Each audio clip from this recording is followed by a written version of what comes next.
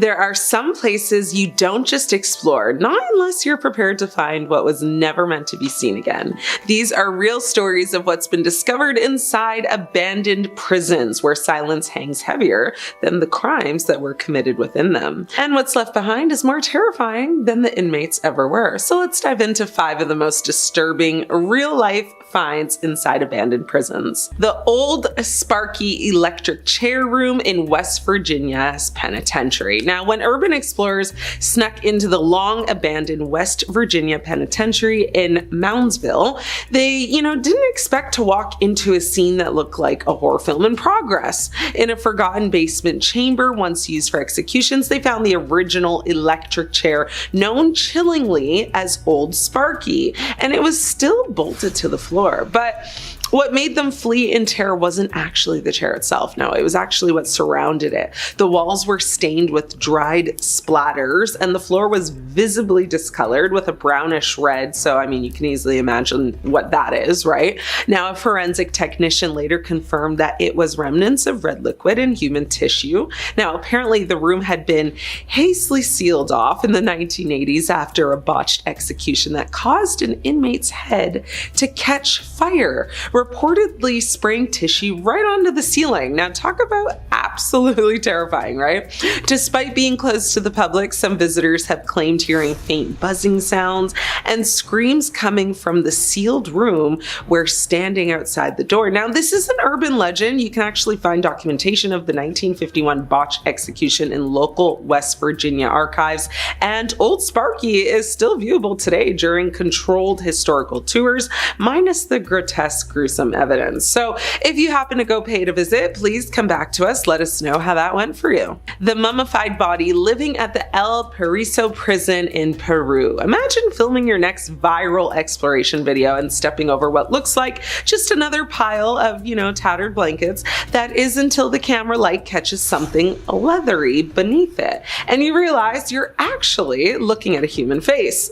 That's what happened in 2018 when explorers entered the ruins of El Paraiso prison near Lima, Peru. Now hidden in a solitary confinement cell, completely cut off from sunlight, they found a fully mummified human body. The corpse was still wearing tattered prisoner, kind of garments and shackles around one of their ankles. But here's what makes this truly disturbing. There were no official records of any passings in that part of the prison. None at all, not one single document. So how was it there? Well, autopsy specialists dated the body back at least 40 years, and the man had seemingly passed away curled in the fetal position with his hands covering his face. The door had been locked from the outside, meaning he wouldn't have been able to get out just completely. The thought of his body kind of curled up in the fetal position as its final way of passing is honestly heartbreaking, and not really an image I want to think about for much longer, so let's move on.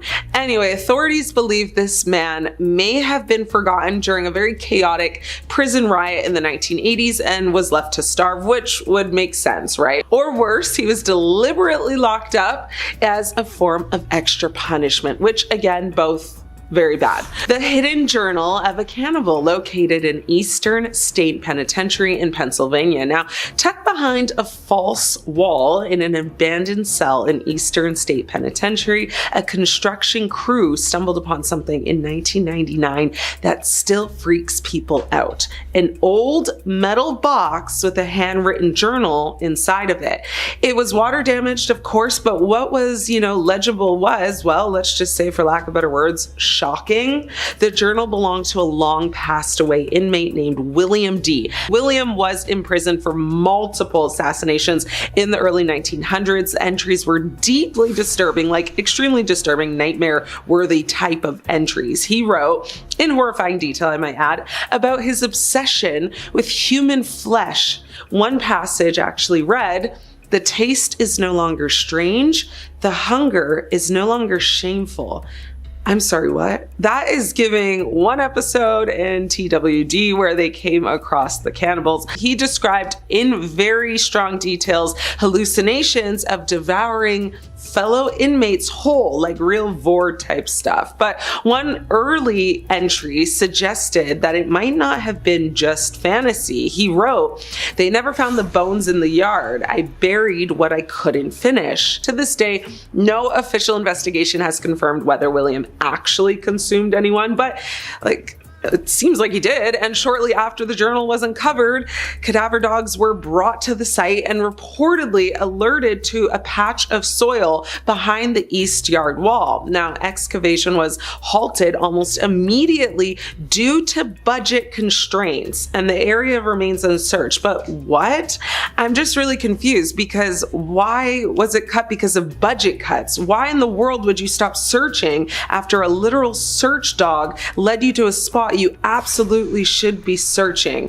I need it to make sense, please. Now, do these families not deserve to know what happened or properly lay their people to rest? I don't know. It's really giving like Tubi budget. The Argonaut Mine in California. Now, Argonaut Mine in Jackson, California is infamous for its 1922 disaster when a fire trapped 47 miners more than 4,600 feet underground. Today, it's actually considered one of the most haunted sites in the American West. Paranormal teams report recording faint whispers and knocks during exploration. Some claim to have captured voices pleading for help, impossibly distant, yet clear enough to send chills down your spine. The tunnels remain mostly sealed and dangerous, but adventurous explorers risk entry for just a glimpse of the eerie silence. The mine's history is honestly pretty brutal. The 1922 fire was devastating. Miners were trapped, some passing away completely alone, cut off from help. The trauma from that disaster seems to linger all the time later. Now, many visitors say that, descending into Argonaut feels like stepping into a temporal echo. The past is present but intangible, a whisper kind of in the dark. Now, some investigators claim that unexplained shadows and temperature drops are commonplace and happen quite frequently. Cameras pick up anomalies in the air like streaks of light or figures in peripheral vision that vanish when looked at directly. The combination of historical tragedy, claustrophobic shafts, and documented EVP activity makes Argonaut Mine a prime example of a haunted abandoned mine, and one, again, that I'll never step foot in. Nova Scotia's coal mine in Cape Breton. Now, the abandoned coal mines of Cape Breton, Nova Scotia are some of the most unnerving underground locations in North America. In the early 1900s, coal was mined here under grueling conditions. The mines eventually closed, leaving behind deserted tunnels, timbers, and machinery, but also legends of lingering miners. Paranormal investigators exploring the mines report hearing pickaxes striking coal where no one is actually present. Shadowy figures are seen fleetingly in the distance, only to vanish, of course, when approached, and the darkness is absolute. Water drips from ceilings, echoing down corridors, and old timbers groan under the weight of years. These mines were not only dangerous for those who worked there, they were isolating and stifling. I mean, the combination of physical danger and psychological stress created an environment where fear could linger long after the mines were closed. Modern explorers feel that same tension as they descend into the coalfield tunnels. Lights flickering, senses heightened, hearts pounding. It's really not a place you want to visit if you're easily triggered with anxiety. Phoenix Gold Mine in Idaho Springs, Colorado. Now, deep in the Colorado Rockies, the Phoenix Gold Mine sits carved into the side of Trail Creek Canyon, just outside the old mining town of Idaho Springs. Now, once booming during the Colorado Gold Rush of the 1880s, this mine eventually shut down, leaving behind tunnels, rusted carts, and a history steeped in tragedy. But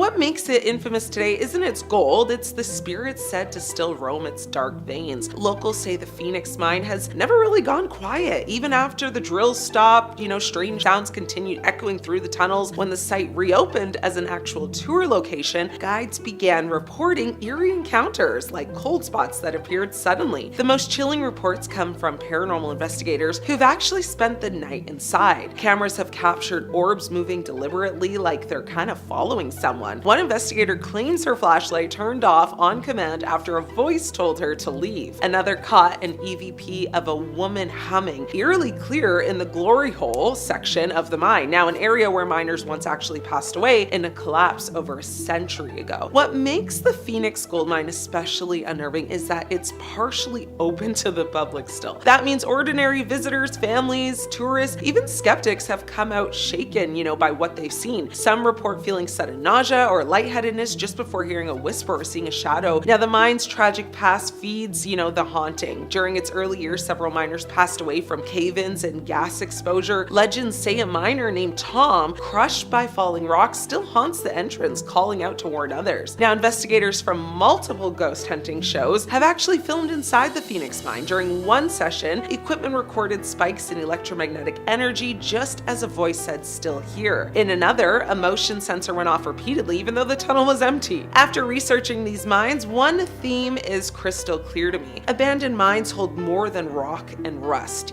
Darkness, isolation, water, metal, and the trauma of, demise create environments where the boundary between natural and supernatural blurs. Exploring these mines is more than a physical challenge, it's a psychological journey. When cameras venture where humans rarely go, they capture not just shadows and sound, but a lingering, almost tangible sense of fear. Well, which mine would you explore if you could? Let me know. I'm your host, Ashley. I'll see you next time. Some footage is easy to explain, dust, shadows, camera glitches, but then there's the kind that makes even the bravest investigators run screaming. The kind of footage that police departments hide, that ghost hunters swear they'll never go back to, that makes your body run cold just looking at it. Last time we went inside some of the most terrifying haunted locations on the planet. We saw shapes that shouldn't exist, screams that shouldn't echo, and shadows that moved on their own. But the world is full of places even darker, even stranger, and even more hostile. Now I'm going deeper. I'm uncovering haunted locations with footage that will make you question reality itself, places where ghosts aren't just watching, they're waiting. The Wall That Bleeds, H.H. Holmes' abandoned prison cell. This is in Moyam Singh Prison in Pennsylvania. Pennsylvania's got a lot going on there. Hear me out and stay with me because this one sounds fake until you realize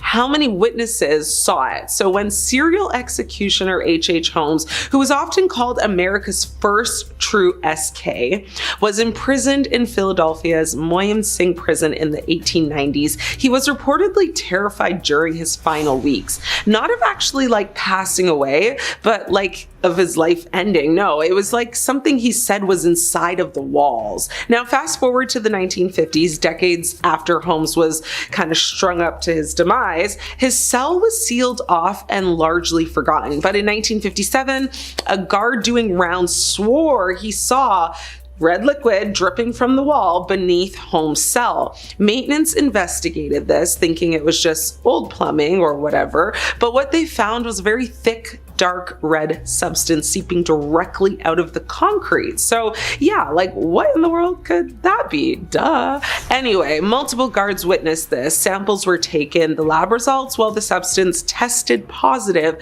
for human red liquid proteins with no logical explanation for how it even got there. No buried bodies, no animal remains nearby, just literal BLOOD. What's even stranger is that Holmes's body was exhumed in 2017 and was found almost perfectly preserved in cement. The screaming tapes in the Goliad prison ruins in Texas. Now in 2005, a group of amateur ghost hunters visited the remains of Goliad prison in Texas, armed with nothing more than a few camcorders and old tape recorders. Now, they expected to capture orbs, maybe some muffled EVPs, but what they captured instead has never been explained. After exploring for several hours, the team left feeling like the visit had been very uneventful, but when they played back the tapes, something horrifying emerged. Beneath their normal conversation and footsteps, a very low, guttural screaming could be heard. Not just one voice, dozens. It sounded like men being tormented. Very horrifying distortion. Now, audio specialists reviewed the tapes and confirmed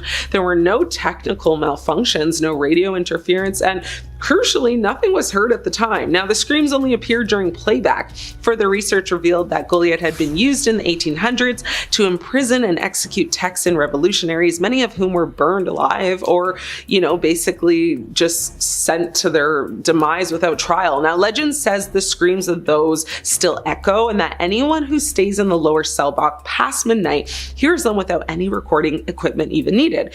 The tapes have never been made public, but, screen grabs of the footage and audio waveforms have surfaced online. One of the investigators reportedly stopped speaking entirely after reviewing the full audio and checked himself into a psychiatric clinic days later. Prypiat Amusement Park in Ukraine. Now, if there is one abandoned amusement park that feels like the world pressed pause right before disaster, it's the one in Prypiat. Now, the infamous Ferris wheel was supposed to be open for the very first time the day after the Chernobyl nuclear explosion, but the city was evacuated in a panic and the rides never had a chance to spin. Today, the entire park stands exactly as it was left. Ferris wheel cabins frozen in midair, bumper cars still parked as if waiting for the next round, rust eating through everything. But the weird part isn't what you see, it's what you feel. Visitors describe an atmosphere that is unnervingly heavy. Sound doesn't travel normally here, almost like the air itself is thick. Some people report the distant sound of creaking metal when the Ferris wheel moves slightly in the wind. Others claim they've heard faint echoes that resemble children laughing, even though the city has been empty for almost 4 decades. Radiation monitors sometimes spike unexpectedly near the rides. Some explorers have sworn they saw a figure standing behind one of the bumper cars, or movement in the windows of nearby abandoned buildings, only for it to vanish the moment they tried to look directly at it. The park is more than abandoned. It feels like a memorial frozen in time, a place suspended in its final moment. Spree Park in Berlin, Germany. The Ferris wheel at Berlin's abandoned Spree Park doesn't just stand abandoned, it moves. When the wind is strong enough, the entire wheel slowly turns on its own, creaking loudly through the forest that's grown up around it. And that sound, that's exactly what draws ghost hunters and explorers from around the world. Spree Park opened in 1969 and was once packed with families, rides, food stands, even elaborate themed sections. After the Berlin Wall fell, things changed fast. The park hit financial trouble, went bankrupt, and even shut down. But the strange part came after. The former owner, in desperation, used old amusement rides to smuggle narcotics across borders. Yes, actual amusement rides stuffed with illegal cargo. That bizarre criminal twist added a very dark lore to an already eerie place. After the park closed, nature took over aggressively. Roller coaster tracks are now tangled in vines, paddle boats sit half buried in swampy water, and animatronic dinosaurs lie collapsed like ancient fossils. Explorers often describe hearing footsteps behind them or feeling watched from inside broken ride buildings. Some even claim to hear faint carnival music at night, music the park hasn't played in decades. So Spree Park doesn't feel empty, it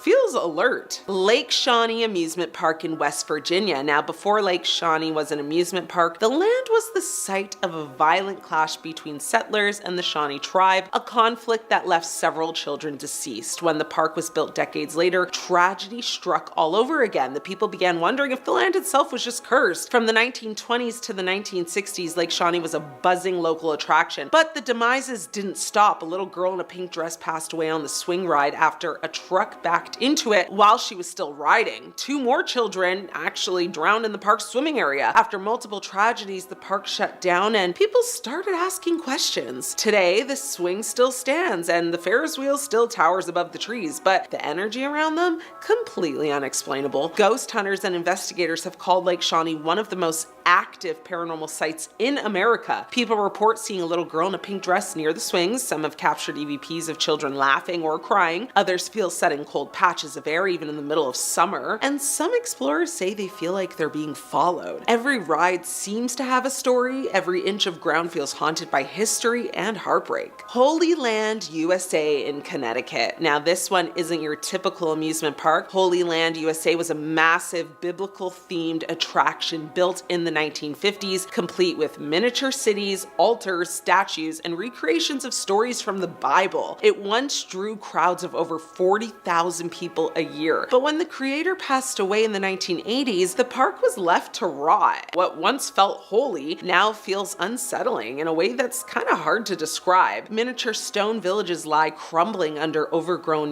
vines. Statues of angels and prophets stand cracked, decayed, and leaning at unnatural angles. I mean, the giant cross overlooking the property casts a very long shadow across pathways no one has walked in decades. Locals say the place becomes, terrifying at night. Explorers have reported hearing footsteps on gravel when no one is there. Some claim to have heard whispering near broken down altars. A few describe the feeling of being watched constantly, especially when walking through the miniature Jerusalem ruins. The energy isn't chaotic like other parks, it's quiet, but very heavy. It feels like something sacred was disturbed, and whatever is left behind doesn't want company at all. An assassination occurred on the grounds in 2010, deepening the park's unsettling reputation. Some believe the land absorbed the violence and that it kind of stirred something dark. Oakpo Land in South Korea. Oakpo Land is the kind of urban legend that turned out to be real, and what happened there is the stuff of nightmares. In the 1990s, Oakpo Land was a very colorful, family-friendly amusement park, but one ride became infamous, a duck-shaped roller coaster. Rumor says a young girl passed away after a cart derailed. Whether the exact details were covered up or distorted over time, the fact remains several accidents happened, and one of them involved a child. Instead of shutting the ride permanently, the park reportedly kept operating. That decision turned Oakpo Land into a cautionary tale, and a very haunting one. When the park finally closed in 1999, workers simply just walked away. They didn't pack up rides, they didn't store equipment, they didn't even remove the derailed cart where the accident happened. Everything was just left exactly as it was, frozen in a moment of terror. Explorers who visited before it was demolished described eerie children's laughter echoing through the empty park. Some claimed the duck ride still made squeaking noises at random times, and others felt watched by something they just could not explain. Even though the park was eventually torn down, the legend of Oakpo Land refuses to pass on. I mean, people say the spirits of the children who lost their lives there still remain, and that the land itself carries the memory of tragedy. So these abandoned amusement parks aren't just rotting tourist destinations, they're time capsules of tragedy, sorrow, and unresolved stories. When we see a Ferris wheel frozen in place, or a rusting roller coaster, or swings rocking in the wind with no one near them, it becomes impossible not to feel something watching. These parks remind us that the line between joy and horror is razor thin. A place to design, or was designed to create laughter can just as easily trap it, echo it, twist it into something very unsettling. And even though these parks are empty, they never truly feel alone. Which amusement park would you want to visit? Let me know. Thanks for coming along. I'm your host, Ashley. I'll see you later. These are some demonic places where the devil lives, so let's dig into it. The demon that crawls out of the well. This is the real hell gate of Stull, Kansas. People who grew up near Stull, Kansas swear they've seen something crawl out of the abandoned well behind the old church, something with horns, crawling on all fours, dragging its claws through the dirt, and the terrifying part, well, every single eyewitness story sounds the same. No contradictions, no exaggerations, just the same creature, the same smell of sulfur, and the same sense that the ground itself was alive. Welcome to Stull Cemetery, one of the most infamous gateways to hell in America. It's a title it didn't earn through TikTok ghost hunters or clickbait documentaries. No, this reputation goes back over a century, and it's rooted in real newspaper reports, police records, and decades of local warnings. The original church that was built in the 1860s was already feared by settlers who said the structure was built on cursed land. Orpheum Theater, this is in Memphis. Now, this is the ghost of Mary in Memphis, Tennessee. Now, the Orpheum Theater holds one of the most enduring ghost stories in all of America. This is the spirit of Mary, a 12-year-old girl. She's said to have passed away very tragically in the 1920s, and it's kind of debated, but she was either struck by a car or collapsed during one of her performances. It's unclear, and people kind of go back and forth on this one. But since then, her presence has been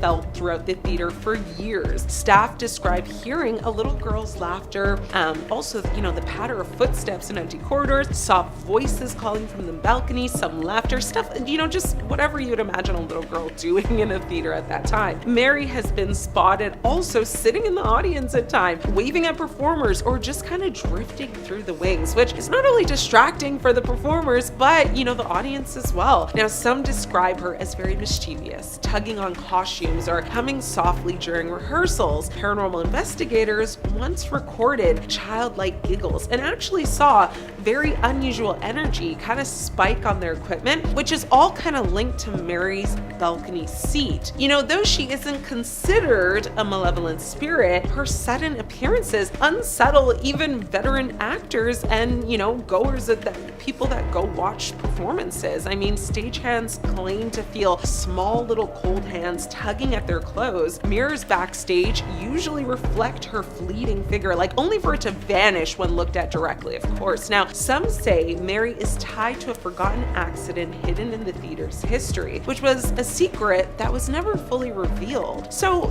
whether playful or tragic, her ghost has become a big part of the Orpheum's identity. Performers often say, that she's the theater's kind of permanent audience member, watching every single show from the shadows, refusing to leave, and maybe even cheering them on. I don't know, what do you guys think? But which theater would you want to visit if you could? Or maybe you're too spooked out by now to explore any of them. I know I am, but let me know what you think. Thanks so much for watching. I'm your host, Ashley. I'll see you next time. These real haunted objects are so evil that Ed and Lorraine Warren lock them away to protect people from being cursed or harmed by them. The Raggedy Ann doll that turned into Annabelle. It started with a young nurse finding an innocent gift from her mother sitting in her apartment, a vintage Raggedy Ann doll. But within weeks, that doll went from cute to horrifying. It moved on its own, it shifted positions, it left handwritten notes on parchment paper, except nobody in the apartment owned parchment paper. But the most chilling moment came when the doll was found standing upright, leaning menacingly against a chair, with what looked like drops of red liquid smeared across its fabric hands and chest. That doll became infamous as Annabelle. Now, the Warrens, after investigating, believed it wasn't just haunted, it was a conduit for something demonic. They said a malevolent, inhuman spirit was using the doll as a disguise to get closer to people. The New Amsterdam Theater. This is the ghost in green. Now, she appeared in the still of the night, a woman in a shimmering green beaded gown gliding across the floor into darkness. Now, she was blowing a kiss and vanishing through a wall. That's what a night guard claimed he saw in the long abandoned New Amsterdam Theater located in New York City. Now, the New Amsterdam Theater opened in 1903 as a Broadway jewel, but by the 1980s, it lay in ruins. Now, mushrooms grew on the walls, water flooded the floors, and the once golden ceilings rotted away and rusted. During restoration, in the 1990s, when the theater was nothing but a decaying shell, workers and guards began to see her, a glamorous figure carrying a small blue bottle. Many believe this is Olive Thomas, a Ziegfeld girl who passed away very tragically in Paris in 1920 after accidentally ingesting mercury bichloride. Now, the guard who reported her said she walked across the stage and actually just disappeared through a solid wall. When police searched, they found no one, but he quit days later because he was so terrified of the incident. Now, over the years, others have actually claimed to have seen her as well. Sometimes, curtains stir with no wind, footsteps are echoing through empty dressing rooms, and her figure appears in mirrors only to then vanish once approached. Now, the restoration uncovered hidden corridors, trap doors as well, and even bricked off rooms that were, long forgotten. Caretakers reported very cold spots in kind of, their old private duplex there where strange artifacts once sat. One said he actually heard chains rattling in a defunct elevator shaft, though that lift had been sealed decades earlier. Now, some staff believe Olive is playful, blowing kisses at actors and appearing during opening nights as if to bless or possibly curse a show. Bangor Opera House. Now, this is the firefighter and the little girl. Now, in Bangor, Maine, actors say they've seen a shadowy figure lurking in in the balcony, even though no one should actually be there. Now, the Penobscot Theater Company, which operates out of the old Bangor Opera House site, is believed to actually be haunted by more than one restless spirit. Some allege maybe even as close to 10 or 20. The original opera house actually burned down to the ground in 1914, and legend actually has it and says that a firefighter passed away in that particular blaze. Now, his spirit is said to haunt the new building, pacing dark hallways at night and watching performances from the shadows. During one show, an actor actually said he noticed a figure in the upper balcony where no one was supposed to be seated at all, so that's spooky. Now, when they looked again after looking away, that spirit was then gone, of course. Now, backstage performers, tell of footsteps in empty hallways, doors locking and then unlocking on their own and being slammed shut, sinks turning the water on and off, and whispering voices calling out their names. One actress felt her costume kind of tug sharply, though she was alone in the dressing room. No one else was there, so who did it? Others have seen a young girl in a white dress wandering the corridors as well. Some actually describe her as transparent, gliding silently before fading away. Now, a group once said that they used a Ouija board in the theater and claimed they contacted both the firefighter and the little girl. The mix of protective and unsettling energy has left performers very uneasy. Some don't even want to be there. They say every time they step on stage, they actually wonder who's really watching them from the dark. Theatre Royal. This is in Drury Lane, and this is the story of the man in gray and the hidden bones. Now, during renovations back in the 1800s, skeletal remains were discovered bricked up inside a wall at London's Theatre Royal in Drury Lane. Now, ever since, actors and actresses and audiences alike have spoken of the man in gray, one of the most famous ghosts in theater history, period. Now, he appears as an 18th century nobleman in a powdered wig, a hat, a cloak, and he's walking usually from the upper circle to a royal box before just vanishing into the very wall where bones were found. Witnesses describe him carrying a sword, his face very pale but also very serious, and many performers consider him a bad omen. Now, seeing the man in gray is said to guarantee a production success also. It's a little contradicting there, but also chills even the bravest of actors, so they're scared. Drury Lane's hauntings don't stop there though. Charles Macklin, an actor who once unalived a fellow performer in an argument, is said to still wander backstage, reenacting kind of his guilt. Now, the ghost of Joseph Grimaldi, the father of modern clowning, is also reported to appear there as well, though usually kind of in a friendlier manner, which is good. Now, whispers follow staff in dark corridors, doors open and slam shut on their own, and actors just feel, sudden drops in temperature, as if someone invisible has kind of brushed past them. Now, the discovery of human remains sealed behind the wall only deepened the theater's haunted reputation, and to this day, few doubt that Drury Lane is a stage for the living and the deceased. Gaiety Theater, this is in Zeehan, Tasmania, and this is the story of the Wailing Woman. Now, in a decaying mining town in Tasmania stands the Gaiety Theater. Now, this is a crumbling giant, and it was once celebrated as a cultural hub and somewhere for people to go. Now, it's one of Australia's most haunted theaters ever. Locals whisper of a woman, though, who kind of wails through the night, echoing in the halls at all hours. Now, it was built in the late 1800s, and Gaiety once hosted grand performances, but it fell into ruin when the town's fortunes declined. Paranormal investigators who explore the site today report that, there's a lot of eerie phenomena, disembodied voices, moans are picked up on recording devices as well, footsteps crossing the stage, and just sudden blasts of icy air, so a lot of cold spots there. Now, one very chilling account tells of a director standing center stage when a heavy beam kind of cracked overhead. He felt a sudden shove pushing him backwards, and that was just in time to avoid being crushed, so maybe that spirit was looking out for him. Now, he insisted that something unseen, of course, saved him, and he credited that spirit to saving his life. Now, others describe a protective female energy spirit that scolds trespassers and warns them away from danger. The Wailing Woman is sometimes said to be a performer who actually allegedly passed away very tragically, or maybe a mother mourning a child lost in the mines, but some claim to see her kind of gliding through the theater at times, her cries piercing the silence silence, moving very slowly and sometimes just disappearing out of nowhere. Theater tours often report malfunctioning electronics, drained camera batteries, and shadows darting across walls. So I mean, even hardened ghost hunters kind of leave this place shaken and don't really want to return.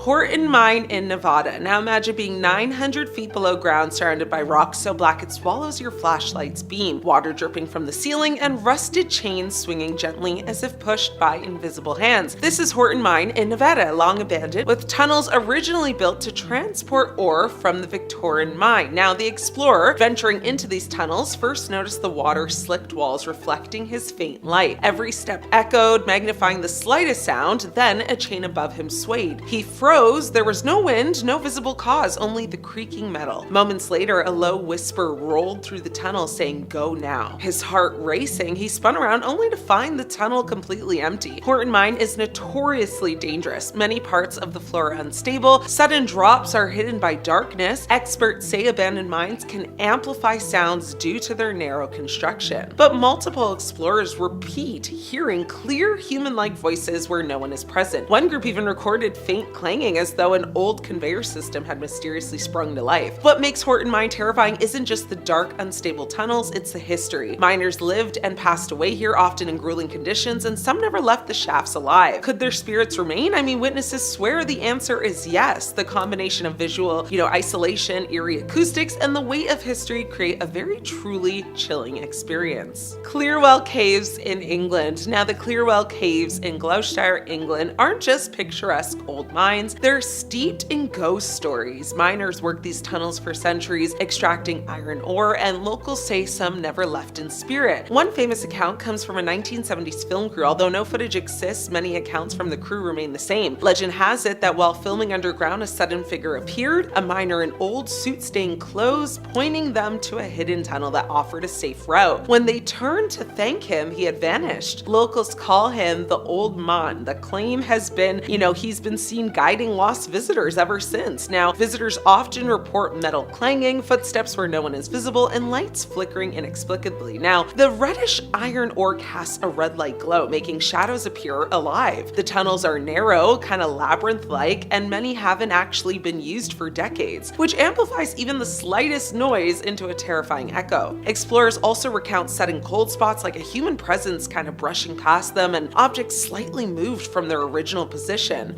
It's a mine that feels alive yet invisible. Perhaps it's the cumulative memory of, centuries of toil, loss, and demise embedded in the walls. I personally would not want to explore this one, but let me know if you would. For starters, there's this abandoned hospital in Victoria, Australia, known as the Beechworth Lunatic Asylum. It was originally known as the Erie Mayday Hills Lunatic Asylum. Yeah, it was not great. Why did it open? Because the only other mental hospital open at the time had overcrowding. It operated for 128 years before it shut down in 1995. In the asylum's confines, more than 9,000 prisoners perished, including a young woman who was for some reason mysteriously tossed from a tall window. Yeah, people still find her when they go exploring there today, and depends on her mood how you will be received. Sometimes she's friendly, sometimes she ignores you, other times, avoid.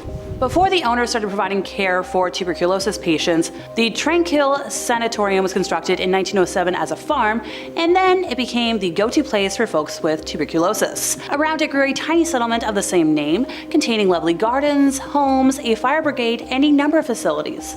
This hospital closed in 1958 and reopened to treat the mentally sick in 1959 until 1983, before it was shuttered for good. So the hospital's priorities way back when included teaching self-care and halting the spread of tuberculosis. The infected were treated with a tight rest schedule, nutritious food, and fresh air. Nursing staff reported seeing patients' face covered in ice on winter mornings because they would leave them outside on porches overnight to try and treat their disease. When good medications were launched in the late 1940s, the hospital's dynamics underwent a significant transformation. At the time, sanatoriums kind of lost their value. and that's when the facility was forced to close down.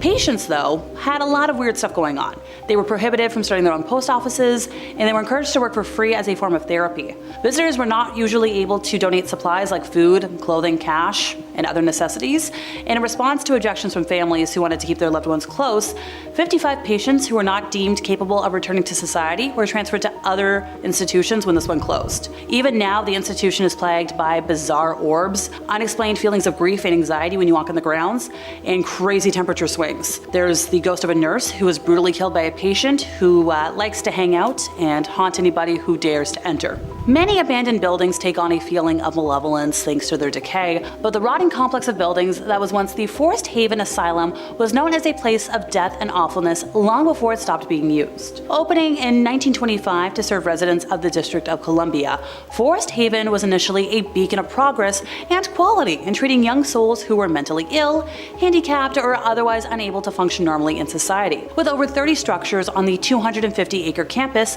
the inmates were taught job skills in a communal farm colony environment that provided them with essential training and an emotionally empowering sense of community. Well, for the first couple of decades, allegedly. By the 1960s, funding for the sprawling institution began to dry up, and devastating cutbacks began to afflict the asylum. Recreational programs were discontinued, and the staff was reduced and replaced with unqualified employees. As the years rolled by, things got progressively worse as the doctors, nurses, and caregivers began taking out their frustrations on the patients, many of whom were harmed bodily and in other ways, and that's if they were given any attention at all. Eventually, a lot of patients died of neglect and related causes. Now, the dead would be passed through the basement morgue and eventually buried in an unmarked field nearby. I mean, like hundreds and hundreds of people died, and according to one report, some were even the subject of medical experiments before the entire institution was shuttered only in 1991. As if the decaying remains of this horrific asylum did not give the site a haunting air, there have also been reports of, those shallow graves, and with shallow graves come a lot of ghosts. I wouldn't recommend going there. St. Paul's Presbyterian Church. Now, this is actually in Newfoundland, Canada, and they call it the church that still echoes. Now, on the coast of Newfoundland sits the abandoned St. Paul's Presbyterian Church. It was actually built in the early 1900s, and it was deserted after, the fishing community around it kind of just dwindled away.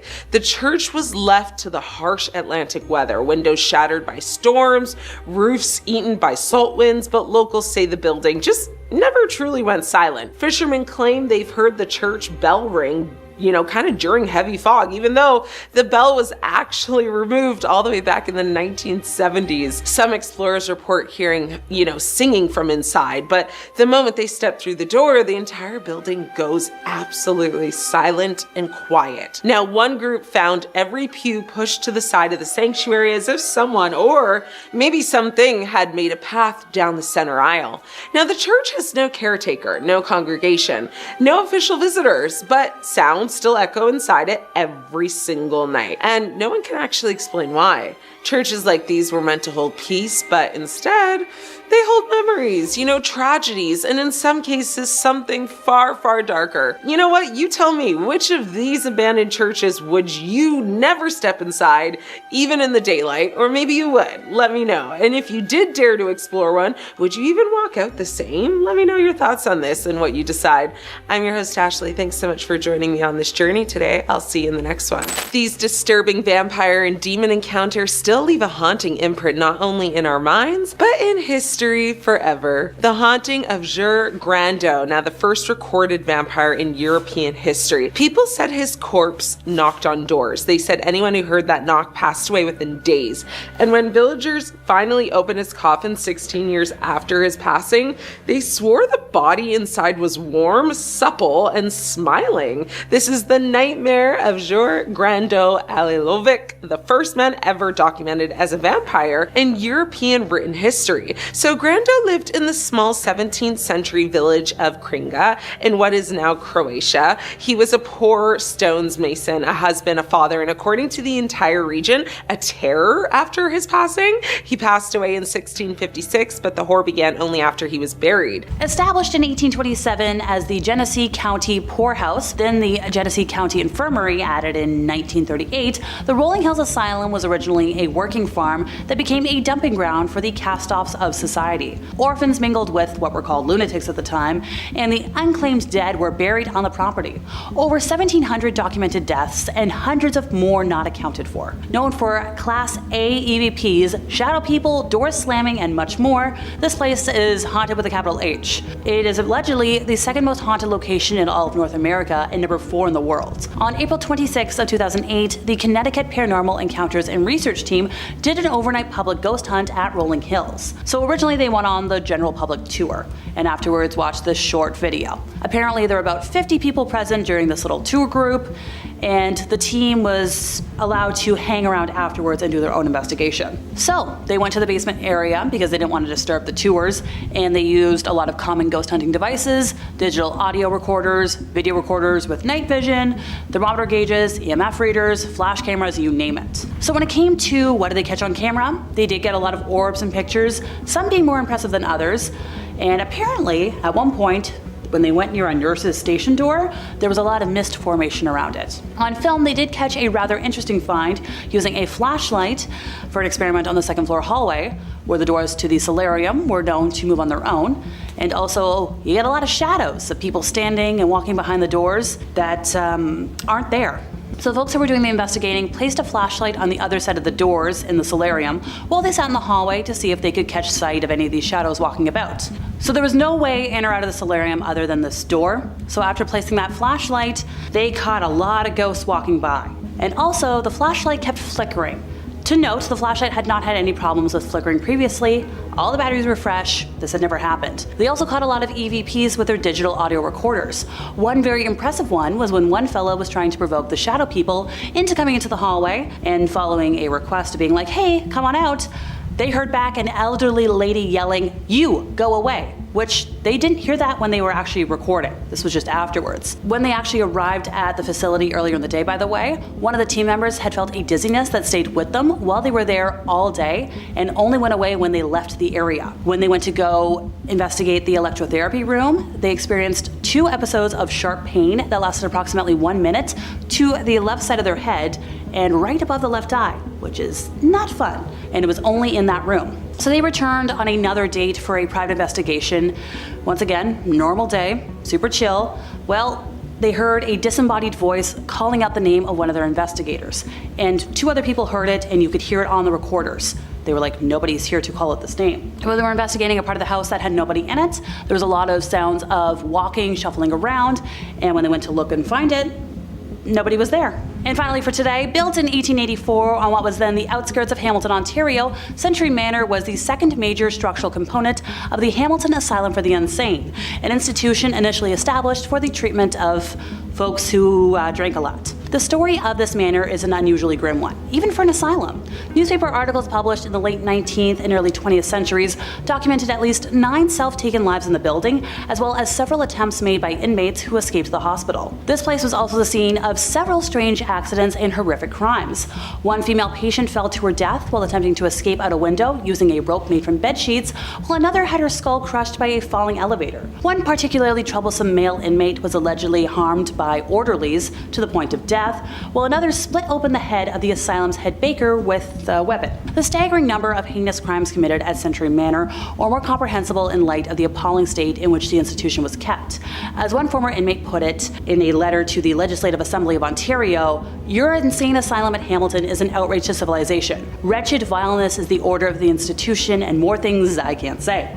Of all the dramas that unfolded on the stage of this place, perhaps the strangest was a fire that mysteriously broke out on the building's top floor on the morning of August 1st of 1911. Firefighters who battled the blaze claimed that 3 of the inmates, whom they rescued from the burning building, broke away from them and leapt back into the inferno.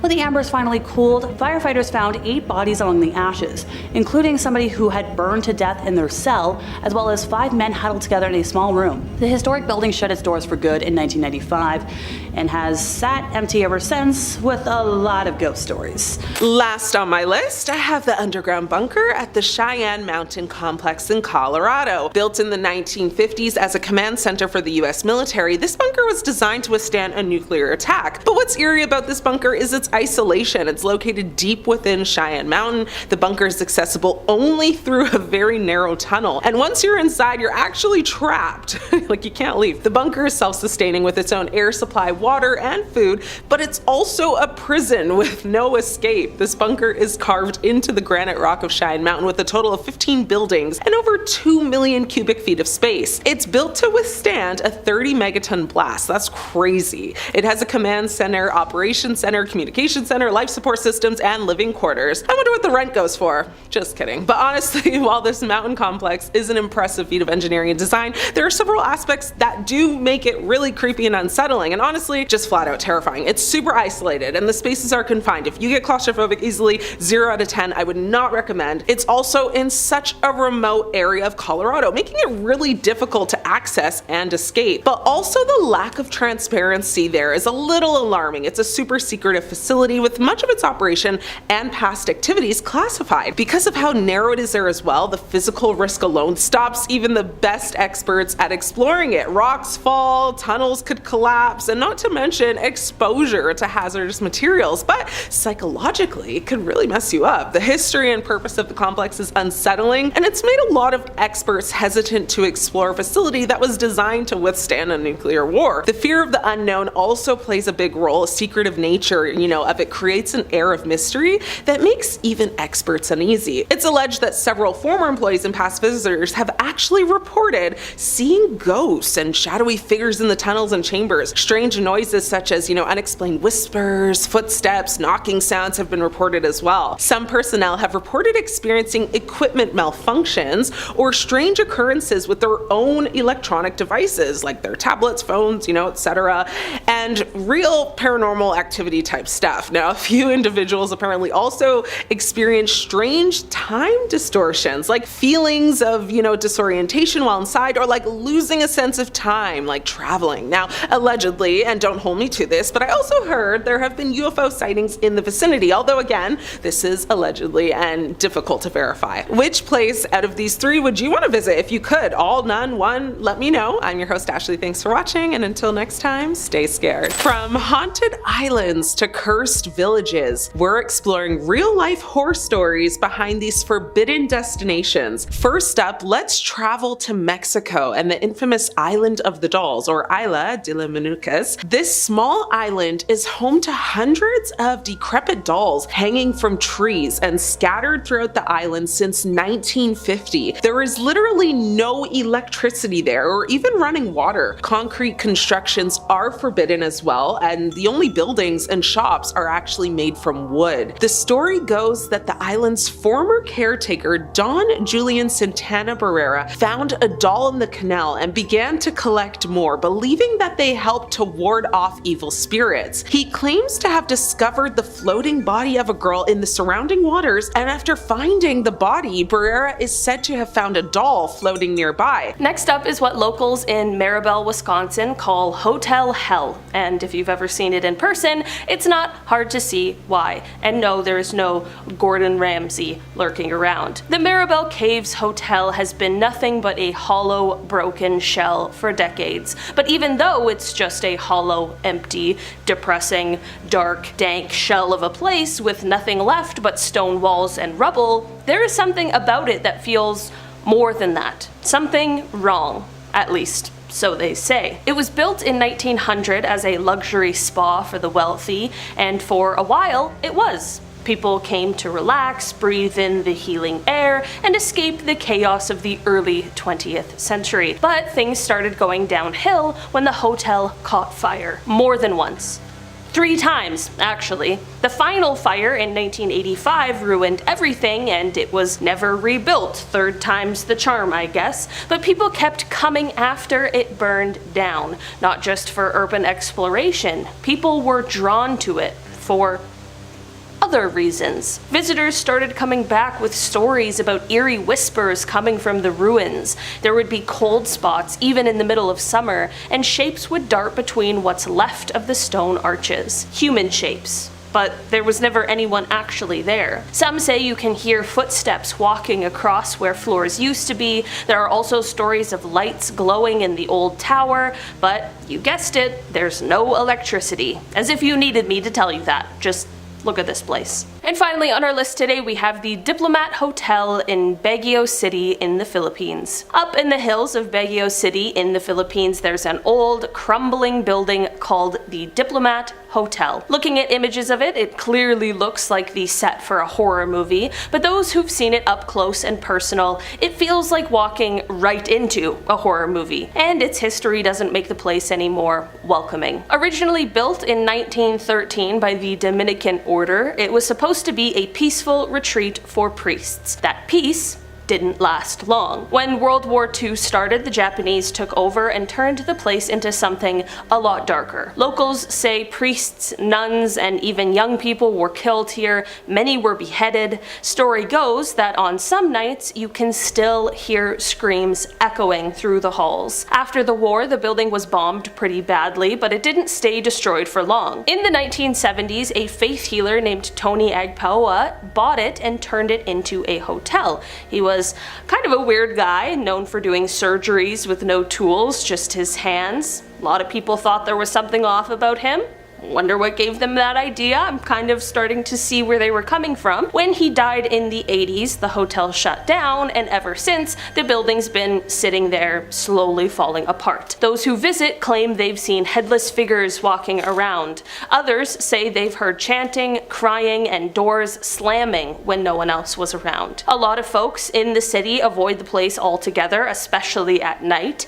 Even though it's abandoned, the city's trying to clean it up and turn it into a tourist spot. But no matter how much paint they slap on it, give it the landlord special, the stories haven't stopped. Locals still call it one of the most haunted spots in the Philippines. Number 2, captive room. Did you seriously think I was going to do a whole list on abandoned places that would terrify authorities without having a single story from actual authorities? Come on folks, who do you take me for? I like my credible sources, and this one just happens to hit a little close to home. Oh, how close you ask? Well, as an Ontario resident, a story that took place in Pickering seems pretty close enough. So back in 2011, on December 19th to be exact, Durham police reported that they'd found what appeared to be a confinement room in an old abandoned farmhouse east of Toronto. Police said the room in the Northwest Pickering home was recently built and looked like it was solely designed to hold someone captive. Now, investigators at the time were trying to figure out if the room was used to actually confine somebody or if it was just designed for another purpose and they were, over-exaggerating. So they mentioned one possibility is that it might have been built as a prop for an amateur filmmaker. So this room was stumbled upon by contractors surveying the property because, it was slated for demolition more than 2 weeks prior to the report. At the time, Durham police spokesman Dave Selby said that the home had been abandoned for so long that the focus wasn't on the original owners, but on anyone who may have been seen driving in the area or any other suspicious activity. They're obviously down there because it's somewhere where no one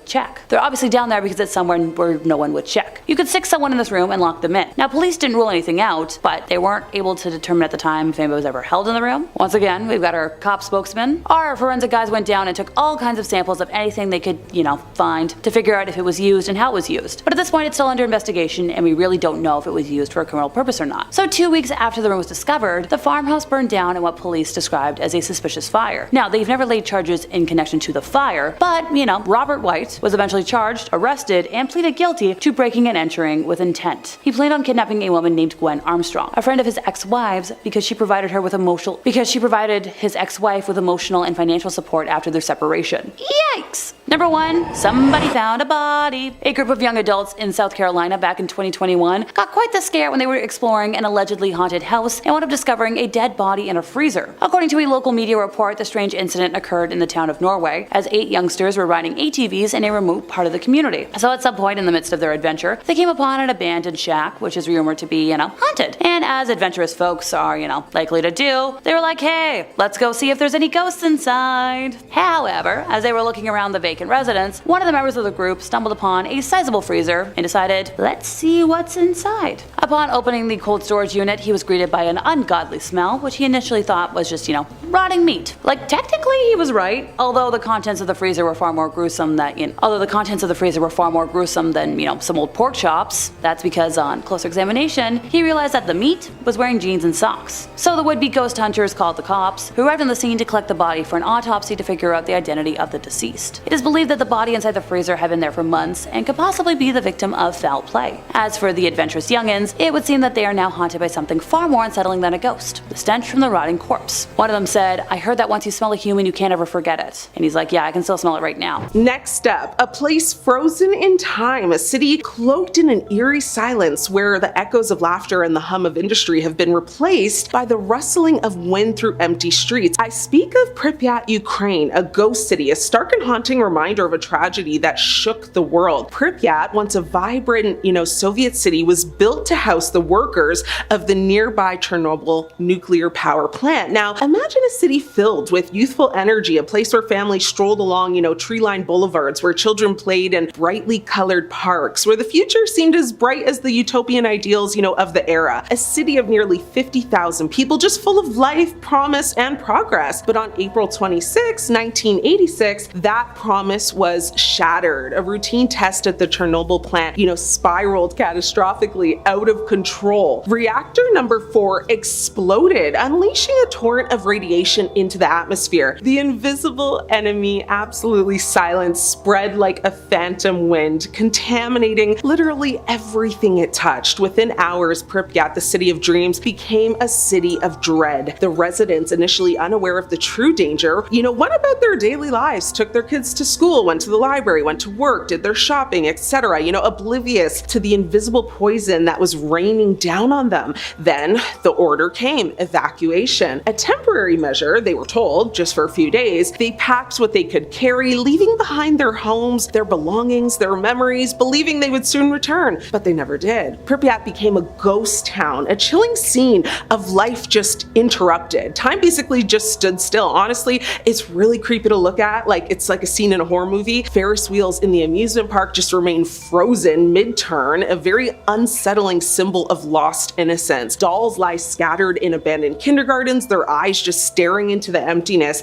and books remain open on desks in deserted schools, juice boxes half drank. I'm really trying to paint you the picture here, but this city is a museum of a bygone era, a snapshot of just Soviet life preserved in a sepia-tone nightmare. The silence is deafening. No birds saying no, children laugh, only the wind whispers through the empty buildings, carrying with it the ghosts of the past. The once vibrant streets are now overgrown with weeds, a testament to nature's relentless reclaiming. It is a place where the past refuses to be forgotten, where the air itself seems to buzz with the weight of what happened. It is a place, that reminds us of the fragility of life, the power of nature and the importance of vigilance. Now, many people want Prypiat to be a lesson, a reminder that progress must never come at the cost of human lives. Today, it's nothing more than a haunting reminder of the devastating consequences of the Chernobyl disaster. It's a ghost town, and honestly, to each their own, but I'd be way too spooked to visit. In 2022, Russian troops did actually roam through the deserted city and use the space to actually practice drills, as they used a special radiation control unit which monitored the levels to which the soldiers would be exposed. It's reported that this city has,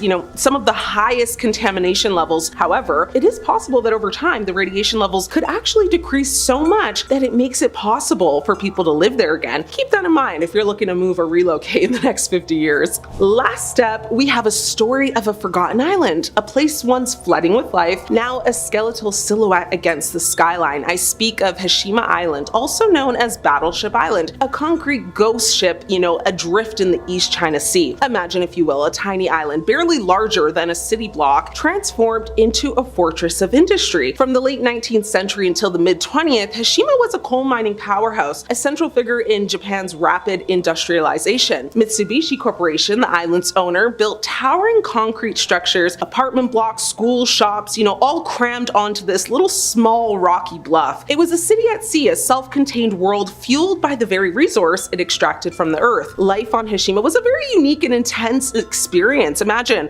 thousands of people living and working in such close proximity, a tightly knit community bound, by the shared shared purpose of coal extraction. Miners descended hundreds of meters below the surface, braving dangerous conditions to fuel Japan's growth. Families lived in cramped apartments, children played, on rooftop playgrounds, and the island throbbed with the energy of a boomtown. Hashima, at its peak in the 1950s, housed over 5,000 residents, making it one of the most densely populated, places on Earth. It was a symbol of Japan's resilience, its resourcefulness, and its relentless drive for progress. But this boom was not to last. The mid-20th century actually brought about a shift in energy sources. Coal, which was once king, was dethroned by the rise of oil. The mines on Hashima, once a source of wealth, became less profitable. Mitsubishi, facing declining returns, made the very difficult decision to just close the mines. And so in 1974, Hashima's fate was sealed. The residents who had built their lives on this island were forced to leave, abandoning their homes, their schools, basically their whole community. They left behind a city frozen in time, a concrete jungle slowly being reclaimed by the sea. Hashima became a ghost island, a haunting reminder of just a historic era. The once bustling apartment blocks now stand empty, their windows, staring blankly out at the ocean. The school where children once learned and laughed is now completely silent, its classrooms just filled with dust. The shops where families once bought their groceries are now just empty shelves, completely bare. The island, battered by typhoons and time, began to crumble. The structures, once symbols of strength and progress, became an eerie testament to the decay of human endeavors. Hashima, once a beacon of industry, became a symbol of decline, a constant reminder of the boom and bust cycle of human history. Now today, Hashima, stands as a somber and yet kind of beautiful ruin, a place that draws, photographers, urban explorers, and history enthusiasts from all around the world. It's a place where you can walk through the empty corridors of abandoned buildings, where you can feel the weight of history just hanging in the air, where you can imagine the lives of the people who once called this island home. Hashima is more than just an abandoned island, though. Honestly, it's a time capsule, a reminder of a specific moment in history. It's a story of industry, community, and ultimately abandonment. People want to remember Hashima for its story that deserves to be told, a story that deserves to be remembered.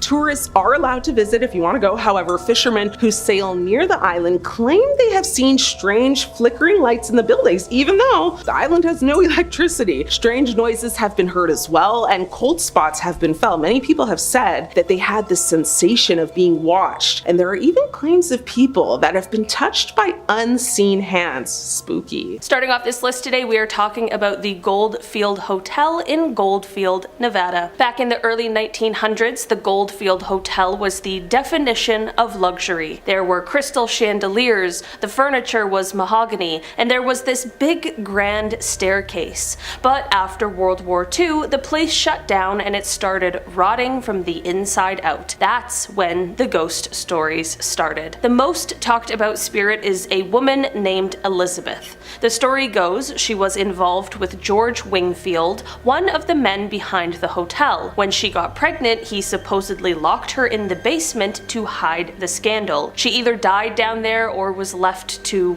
waste away. No one knows for sure, but either way, people say she's still there today. Paranormal teams have claimed to hear her crying, and some have recorded what sounds like chains dragging across the floor. Visitors who sneak into the place will say they'll hear doors slamming by themselves, certain rooms will randomly be colder than others, and voices will be heard echoing from the empty rooms. Some also say the elevator runs on its own. Of course, there's no power though. One common story is that if you go into the basement, your flashlight will inexplicably stop working. Ghost Adventures filmed an episode there and even said they felt like something was off. The place has been gutted, vandalized, and has continued to rot over time, but somehow it's still standing. Next up, we are talking about the Ghost Hotel in Goa, India. The Cinna Hotel was supposed to be a 5-star paradise on the Goan coast. Construction started in the early 90s, but then something happened. One of the owners was allegedly killed under very mysterious circumstances, and the whole project was abandoned overnight. Since then, no one has touched it.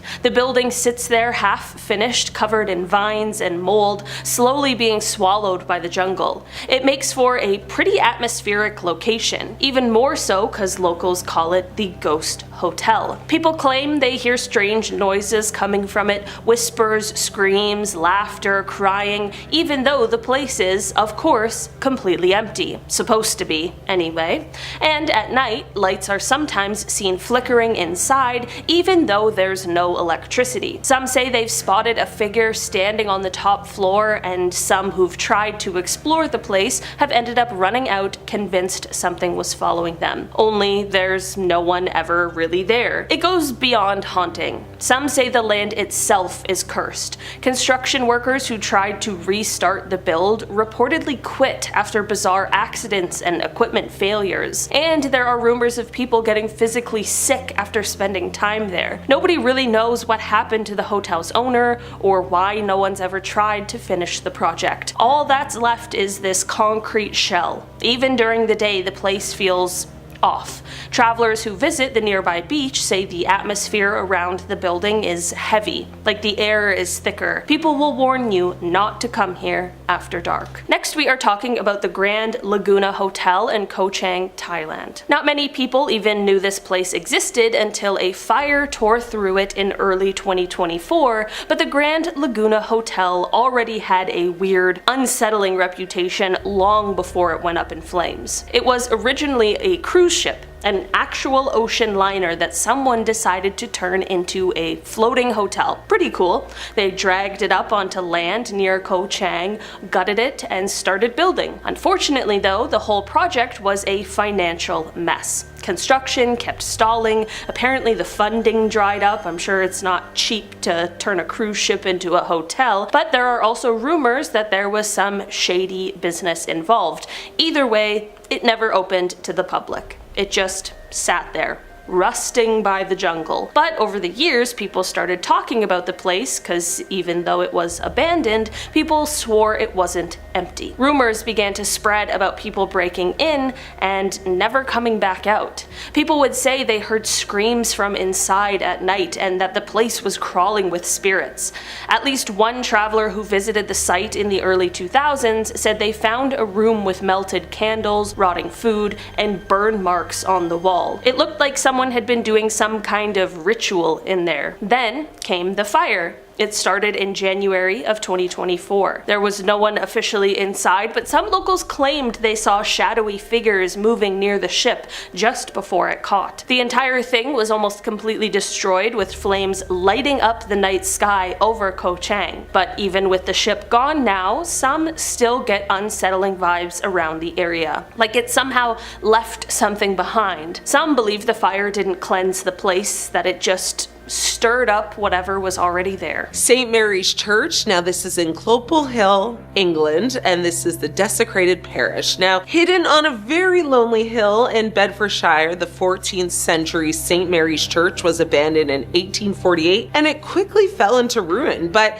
its real story begins in 1963 when grave robbers broke into the churchyard and actually dug up a coffin, placing human bones inside the church in what appeared to be an occult ritual. Now, police described it as one of the worst cases of cemetery desecration the region had ever seen, and it honestly did not stop there. More graves were violated in 1969 and again in 1975, feeding all these rumors that the ruins were being used for satanic gatherings. Now, since then, locals have reported strange lights flickering around the church tower, hooded figures standing amongst the tombstones, and a very eerie coldness that kind of hangs over the site, even in the summer. I mean, it's one of the few abandoned churches in England where villagers openly warn visitors just not to go there after dark, because whatever moved in after the parish moved out, well, it still hasn't left. St. George's Church, this is in Lagona in the Czech Republic. Now, this is the ghost congregation. Deep in this very tiny village of Lagona stands a 14th century church,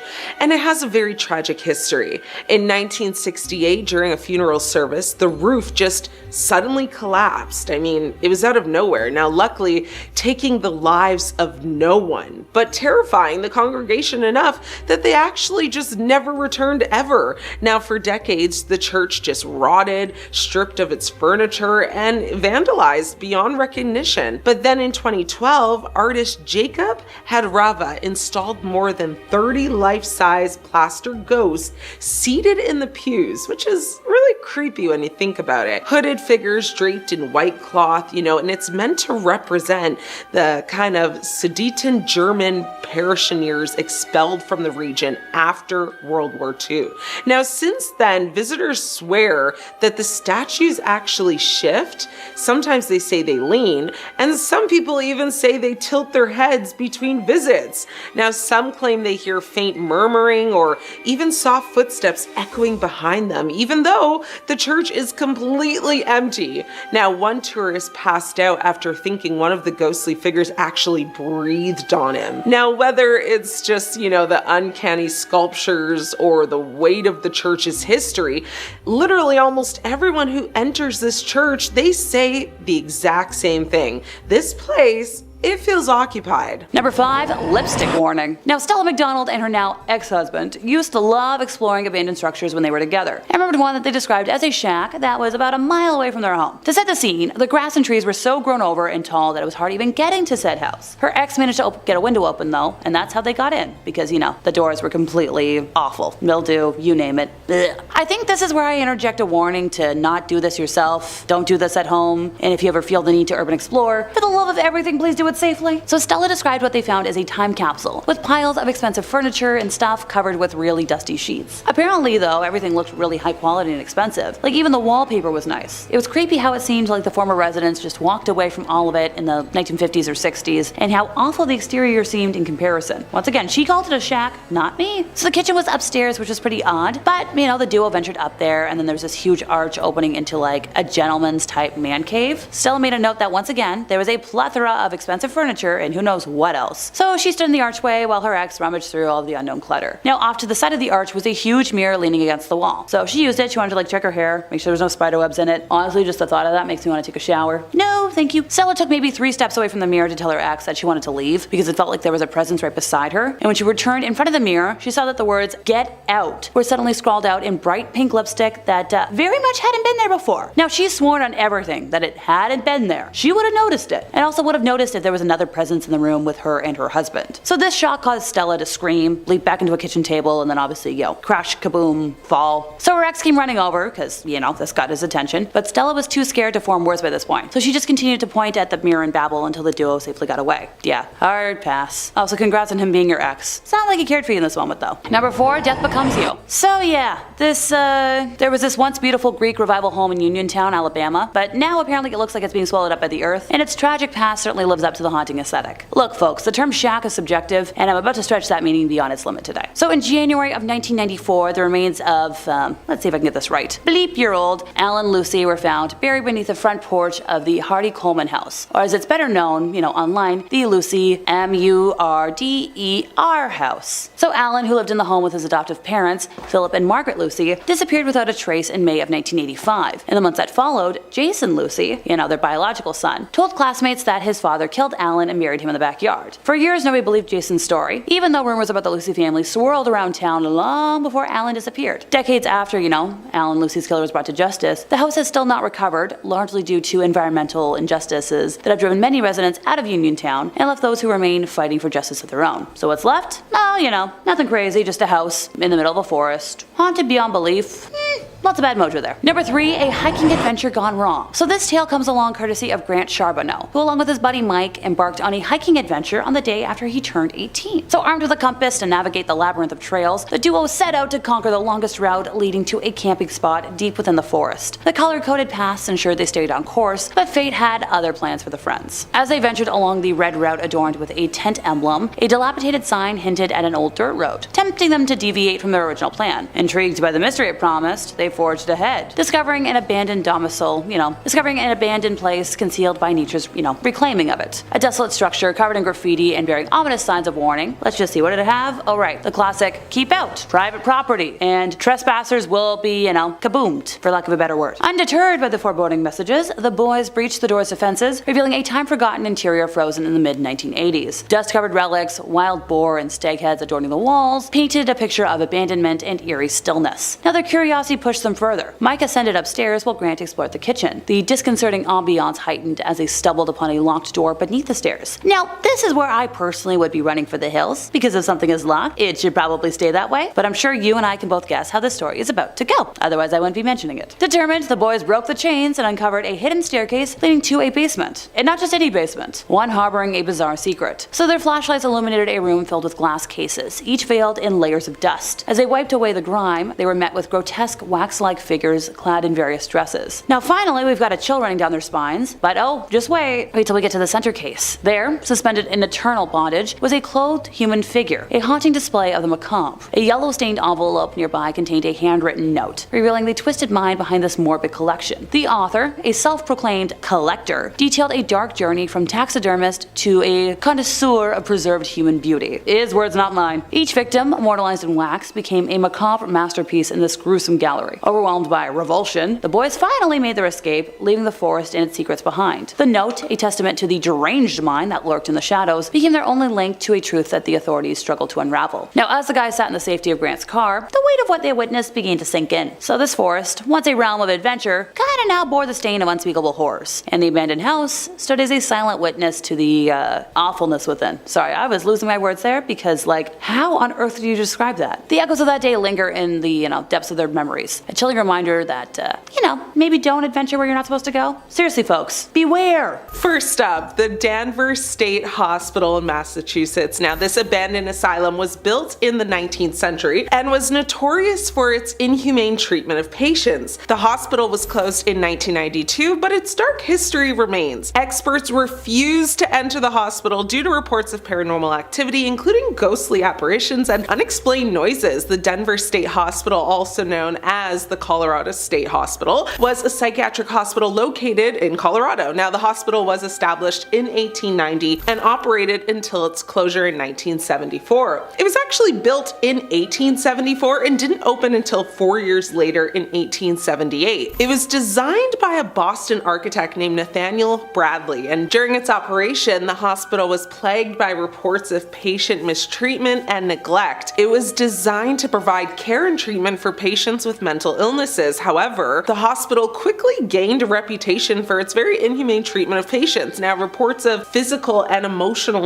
strain, patient neglect, and experimental treatments were rampant. In the 1950s and 1960s, the hospital was the site of numerous lobotomies. I actually believe it's the first hospital to perform one, and a lobotomy is a surgical procedure that involves severing or scraping away parts of the brain. Many patients who underwent this procedure were left with severe cognitive and emotional impairments. Now, Denver's quickly became notorious for its overcrowding, with almost 4 times as many patients as the hospital was actually designed to house. Patients sometimes passed away out of, sight, out of the staff, and their bodies decomposed for days before they were even noticed missing. A lack of funding and staff meant that by 1926, there was a population of over 2,000 people, causing, special garments to be used to control the patients. Well, these special garments were basically just straitjackets, which would have been used as just a means of control. One of the worst recorded cases at the frequently underfunded site was when in 1987, patient Ann Houghton walked out of the hospital only to be found passed away the next day from a heart attack. The Denver State Hospital is also said to be one of the most haunted places in Colorado. Former patients, staff, and visitors have actually reported numerous paranormal occurrences, including ghostly apparitions and phantom voices, unexplained noises such as screams and whispers and footsteps, doors opening and closing on their own, lights flickering and going out, cold spots and drafts, and very, other unexplainable things. Many believe that the hospital's dark history and the trauma experienced by patients have led to the paranormal activity. Now, due to the hospital's notorious history and the numerous reports of these unexplained occurrences, many experts and paranormal investigators are very hesitant to enter the building, rightfully so. Some of the the reasons, many have said they won't is because they have a fear, first off, of physical harm. The hospital's abandoned and decaying state makes it a hazardous, environment. Experts may be concerned also about the risk of injury from these falling debris, broken glass, or other hazards. There's also a great fear of psychological trauma. The hospital's grim legacy and the trauma experienced by patients may have left a lasting psychological impact on the building itself. Experts may be concerned about the potential for psychological trauma or emotional distress. Another noted reason is just respect for the deceased. Many experts and paranormal investigators believe that the hospital is a place of great sadness and tragedy. They may be hesitant, to enter the building out of respect for the patients who suffered and passed on there. This hospital is such a pop culture horror icon, no doubt, and it's a mecca for paranormal enthusiasts. Most of the building, was demolished by 2007, so unfortunately, if you were tempted to go visit, you may have to reconsider.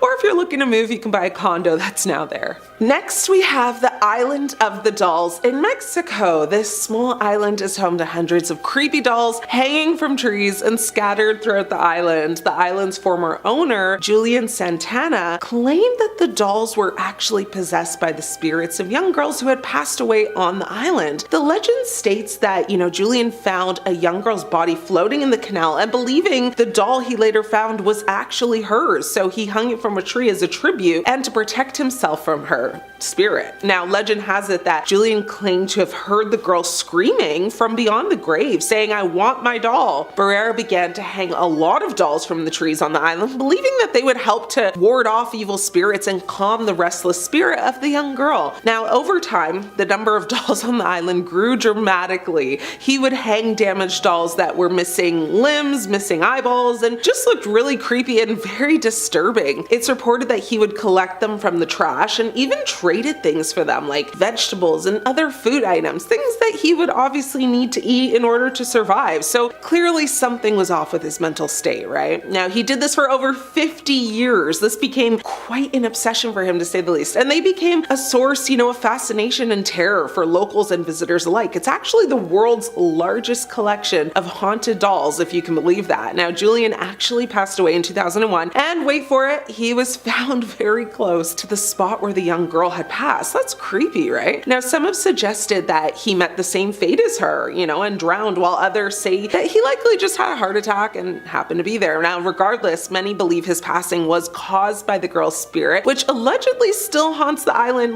to this day. Experts refuse to enter the island due to its very eerie atmosphere and reports of strange occurrences. Now, the Island of the Dolls is said to be one of the most haunted places in Mexico, so go if you want. Now, visitors have reported a range of paranormal activity, with locals claiming that the dolls come to life at night, and they say that, the dolls whisper and whistle and move their limbs and turn their heads on their own. So many unexplained just noises and things happening, such as soft giggles and laughter they hear. Many people have also said that they have that feeling, of just being watched or followed. Now, due to the island's dark history and the numerous reports of paranormal activity, experts and paranormal investigators are really hesitant to just even go on the island. Some have a fear of physical harm, but it's mainly the fear of psychological trauma. The island's creepy atmosphere, the sight of just hundreds of dolls hanging from the trees can be very traumatic for some visitors. A lot of people have said they won't visit for the simple fact that they want to have respect for those who passed on, and many experts believe that the island is a place of great sadness and tragedy, and they may be hesitant to enter the island just again out of respect. Now, many have said if you do visit, it's very wise to offer the dolls a gift as soon as you set foot on the island. What that can be, I don't know, that's up to you, but there's many concerns about the island's history. Some experts, of course, may be concerned about the accuracy also of the island's history and the stories that surround it. Now, in recent years, the island has become a very popular tourist destination. Many visitors drawn to its creepy, atmosphere and paranormal reputation. However, experts and investigators do still remain cautious, and many just refuse to go in, due to its troubling past and reputation. A lot of vloggers have actually gone and documented their time there. So if you're too scared to go visit in person yourself, you can comfortably sit on your couch or your bed and watch it on your phone or laptop. Last up for you, I have Verosia Beach, located in Famagusta, Cyprus. Now, this was a once thriving beach resort that has been abandoned and untouched since the 1970s. It was actually considered a very glamorous Mediterranean resort destination. Anyone who's anyone was there, basically. The beach is a poignant,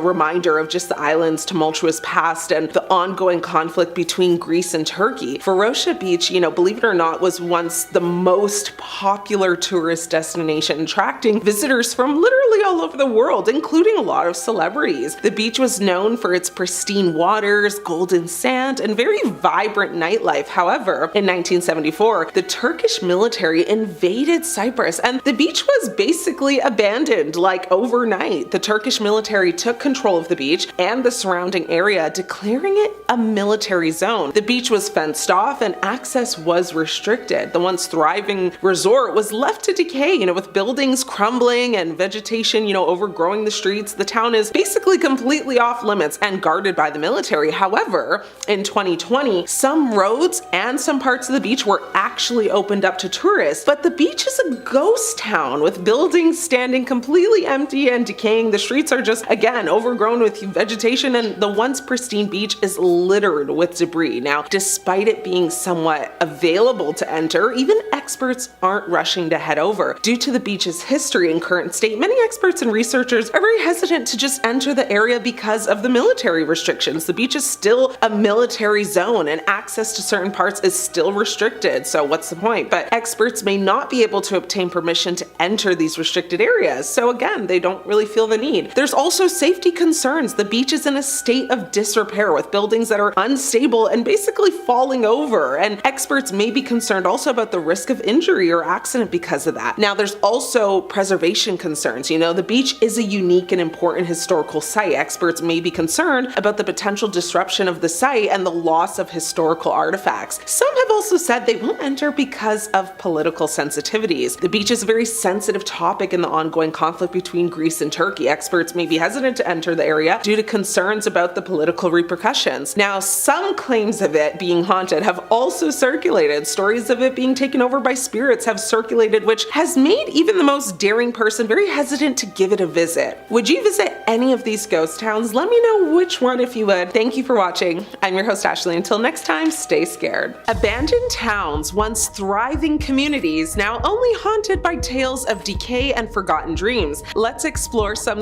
you likely haven't heard about. First up, a tale of a town swallowed by the earth, a place where the ground breathes smoke and whispers of a forgotten inferno. I speak of Centralia, Pennsylvania, a ghost town etched in the American landscape, not by war or famine, but by a relentless fire that has burned for over 6 decades. Imagine, if you will, a crisp spring day in the year 1962. Picture a small town, Main Street bustling, children playing, the scent of coal smoke mingling, with the aroma of sweet, sweet apple pie. Centralia then was a thriving coal town, but it was built upon the very resource that would become its curse. Beneath their feet, a labyrinth of coal seems snaked through the earth, a fuel that has powered, industries and warmed homes for generations. But that day, something went terribly wrong. The precise origin remains a little shrouded in mystery, whispered theories of a trash fire, carelessly set by someone, or perhaps a controlled burn gone horribly wrong. Whatever the spark, it ignited a sleeping giant, a vein of coal deep within the earth. And once awakened, this beast proved unstoppable. Kennecott, Alaska, frozen in time, literally. Deep in the Alaskan wilderness lies a perfectly preserved town. Homes fully furnished, school books still on desks, clothes hanging in closets, but there's literally not a soul in sight. This is Kennecott, once the richest copper mine in the world. In the 1900s, it was booming, but when the copper dried up, the entire town shut down literally overnight. There were no send-offs, no goodbyes, just silence. Now today, it's only accessible by a very long, dangerous road. Visitors report a heavy atmosphere, like they're being watched by someone or something. And some say they even hear footsteps echoing through the empty mill. Gilman, Colorado, evacuated by the EPA. Gilman sits high in the Rocky Mountains, but don't let the stunning view fool you. What's buried beneath is very toxic. Now founded in the 1800s or 1880s, it thrived on mining silver, zinc, and lead. But in the 1980s, the EPA discovered that, mine waste had contaminated the groundwater with arsenic like sulfuric acid and other poisons. So the entire town was basically condemned and evacuated. Residents were forced out by 1984. Now the homes actually still stand, many with furniture and belongings just simply untouched, but it's actually illegal to go inside. The pollution is still that dangerous.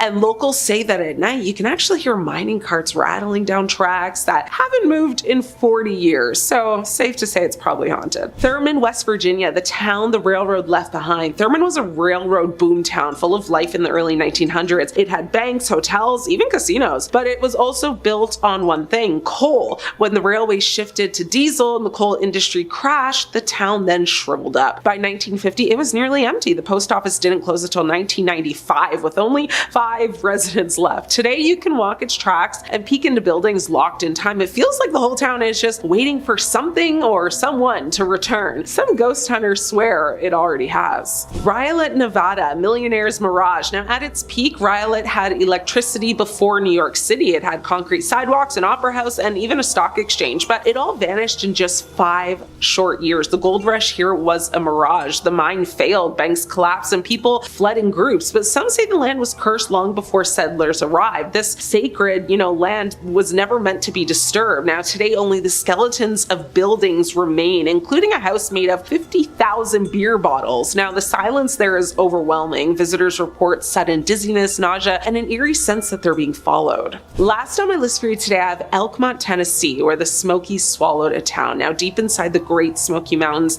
lies the ghost town of Elkmont. Now, once a logging camp, it became a luxurious getaway for the wealthy. Think Victorian cabins, fancy lodges, swing dancing under the stars. But in the 1990s, the National Park Service forced the last residents out and reclaimed the land. We don't know why. Now, the park let nature take over. Vines now crawl through the cabins, porches collapsed under moss. And the strangest part, though, some visitors report hearing old-time music at night, swing tunes kind of drifting through the trees, except with nobody around. Which place would you be most interested in visiting? Let me know. Number 4, the Paris Catacombs. Deep underground the city of Paris are hundreds of miles of tunnels in a complex network that is one of the oldest in the world. It's a darker city that few tourists experience due to the high risk of danger. People often get lost. The walls can also collapse at any moment, so many who venture there wear miners' helmets. There's no electricity among the endless winding canals. There's no electricity amongst the endless winding canals, corridors, and crypts filled with mounds of unidentified skulls, which are estimated to be about 6 million deceased Parisians. There are parts so tight that you have to lie on your belly and slither forward like a worm to get through. Only a small section of the catacombs is accessible to tourists, while the rest has been illegal to enter since 1955. Look, I'm not saying you shouldn't explore the tourist accessible areas. Heck, I want to visit those myself, but stay out of the illegal areas. Urban explorers who frequent the catacombs call themselves cataphiles, which I must admit is a very smart moniker. They paint, sculpt, and create other art, while also building false walls, trap doors, and secret chutes to keep away the cataflix or catacops who try to catch them trespassing. You must know a cataphile who can be your guide to even try to explore the unknown, or else risk getting lost or stuck for who knows how long. As much as I love exploring creepy history, the thought of getting lost in such a cursed place is a type of scared I'm not fond of, and don't particularly ever want to experience. Number 3, the island of Poveglia. Yep, an entirely abandoned island, and it's got quite the history. So the island is located in the lagoon near Venice, and is famous for being one of the most haunted places in all of Italy. Tourists and locals alike are banned from the island, which was used for centuries as a place to exile the sick, to prevent the spread of disease, and contain the mentally ill in an asylum built in the late 1800s. Yeah, I'll backtrack and elaborate. In 1348, the bubonic plague arrived in Venice and Poveglia, like many other small islands at the time, and it became a quarantine colony. The plague on average killed 1 out of 3 Europeans, so fearing the crazy spread of the disease, Venice exiled many of its symptom-bearing citizens there.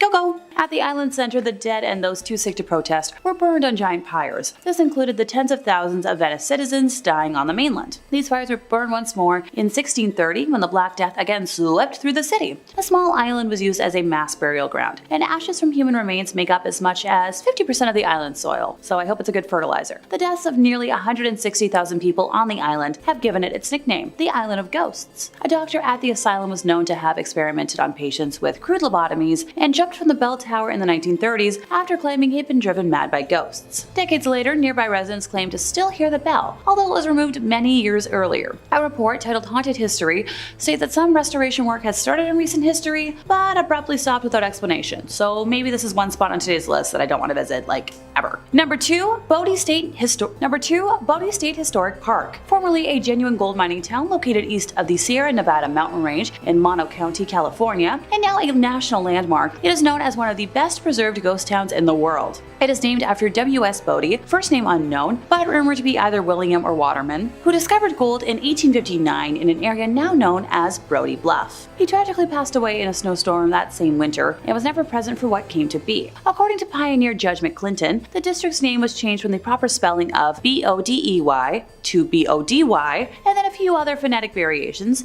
to eventually Bodie after a painter in the nearby boomtown of Aurora later day signed as such, an accidental typo that got stuck through history, which is a good reminder to proofread your work. While the output from the mine is largely insignificant in terms of mining history, the violence and early endings to lives tell a different story. A particularly harsh winter between 1878 and 79 claimed hundreds of lives, with many others perishing from falling timber and explosions underground. Bodie as a town grew to have a reputation for violence and lawlessness, and unlike other mining camps at the time, killings were daily events. Robberies, stage holdups, and fights happened at such a frequency that no complete record could be kept. Reverend F.M. Warrington would describe the area in 1881 as a sea of sin, lashed by tempests of lust and passion. The first of 4 mysterious fires tore through the business district in 1892, the next destroying the town mill in 1912, and another destroying the same mill again in 1898. The last of the unknown fires demolished most of what was left of the now ghost town in 1932, taking many lives too soon in the process. When the last producing mine shut down after 1945, very few people were left living in what was left of the town, and all eventually met untimely ends. One man shot his wife unprompted, and 3 other men from the town took it upon themselves to take his life for the act. According to historians, the ghost of that man would visit the 3 men after his passing, shaking his fist and appearing as if he was cursing them out. Those men soon died of mysterious diseases and illnesses. Visitors to the area have reported meeting spirits that leave them feeling suffocated, seeing doors open and close on their own, and rocking chairs that may or may not have a menacing older lady staring them down, or even the empty chair rocking on its own. Nowadays, if you remove anything from the land, even like a little pebble, you'll be cursed with remorse and tragedy. The curse is upheld by the ghosts of residents past, who guard against thieves and protect the town's treasures. So kleptos, steer clear or be cursed. Number 1. Plymouth. The Caribbean island of Montserrat was quite the getaway spot in the 1980s after music producer Sir George Martin opened a recording studio there called Air. The appeal of working with his team and spending a few weeks or months recording in a tropical paradise was so compelling that the world's most famous rock stars, had a good time there. We're talking like Mick Jagger, Elton John, Stevie Wonder, and Paul McCartney all laid down tracks. The party sadly ended abruptly when twin disasters struck the island. Beginning on the 18th of July in 1995, a series of huge eruptions at the South Friar Hills volcano, which had been inactive for centuries, sent pyroclastic flows and ash falls across a wide area of southern Montserrat, including the capital of Plymouth. On the 21st of August in 1995, tephra fell on Plymouth, necessitating an evacuation that lasted until September 3rd. Following renewed volcanic activity on the 1st of December, residents were evacuated for the second time, but were allowed back on the 1st of January. On April 3rd, it was evacuated for the third and final time. The island was divided into risk zones. During some periods, entry into Plymouth was prohibited, and at other times it was allowed during daytime only to those with a means of rapid escape. And the last time that access was legally allowed to the area during daytime was June 16th of 1997, which was right before I was born. On the 25th of June, a further massive eruption produced pyroclastic surges that killed 19 people and reached nearly to the island's airport on the eastern side of the island, which had remained open until that time. Between the 4th to the 8th of August of that year, a further series of large eruptions destroyed approximately 80% of the town, burying it under 1.4 meters of ash. This hot material burned many of the buildings, making habitation nearly impossible for many of the residents. The flows, lava, ash, and other volcanic rock types were mostly compact, having a density similar to that of concrete. The removal of the overburden would have required the use of explosives, bulldozers, and other resources way too expensive for all of this. It was anticipated that the soil underneath the hardened mud and lava would have been scorched and left completely non-arable by the intense heat of the pyroclastic flows. The entire south half of the island was declared an exclusion zone because of the continuing volcanic activity at the hills. So the government of the island was moved north to the town of Brady's, although Plymouth still remains the technical capital. Recently, Montserrat has begun chaperoning driving tours into the exclusion zone, where visitors can walk through the ruins of the former capital, which now lies buried under some 20 feet of ash and stone, where the smoking volcano still pumps over 350 tons of sulfur dioxide into the sky every day. During a tour, one sees modern concrete buildings shattered by the unbelievable force of nature. Over 10 feet of ash and mud have buried so much of the city that in certain areas, only rooftops poke up from the dust. We're talking like papers and envelopes are stacked on desktop piles of work, which were made pointless by the pile of ash that fills up the floor and outside balconies. 19 people died from breaking the law and entering the exclusion zone before it was safe, by the way. The hot gas cooked their lungs, and they looked similar to mummies when they were eventually found. Yeah, big pass from me. Eastern State Penitentiary in Philadelphia, USA. This penitentiary is often described as a scary and haunted place, both for its dark history and reported paranormal activity. It's known for its creepy atmosphere and unsettling history of brutal punishments and solitary confinement. Many visitors and paranormal investigators have reported experiencing strange occurrences, including ghostly sightings, unexplained noises, and feelings of unease. Once the world's most expensive prison from 1829, this Philadelphia facility boasted grand architecture, modern luxuries, and notorious inmates, including Al Capone. One of the first penitentiaries ever built, it combined impressive design and strict discipline to inspire regret and reform in the hearts of convicts. It's also known for its harsh and often cruel treatments of inmates, including solitary confinement, physical punishments, their mad chair, and psychological torment. Since its closure in 1971, the complex has crumbled into a mass of deteriorating cell blocks, which are now recognized as a National Historic Landmark. Eastern State Penitentiary is open to visitors year-round, so go check it out if you want. Lee Plaza Hotel in Detroit, USA. A staggering 60% of the city's peak population has now moved away, leaving behind a living example of urban decay. Its vacant state and history contribute to its reputation for being eerie and potentially really scary. The formerly luxurious Lee Plaza Hotel stands windowless and exposed. It is just one of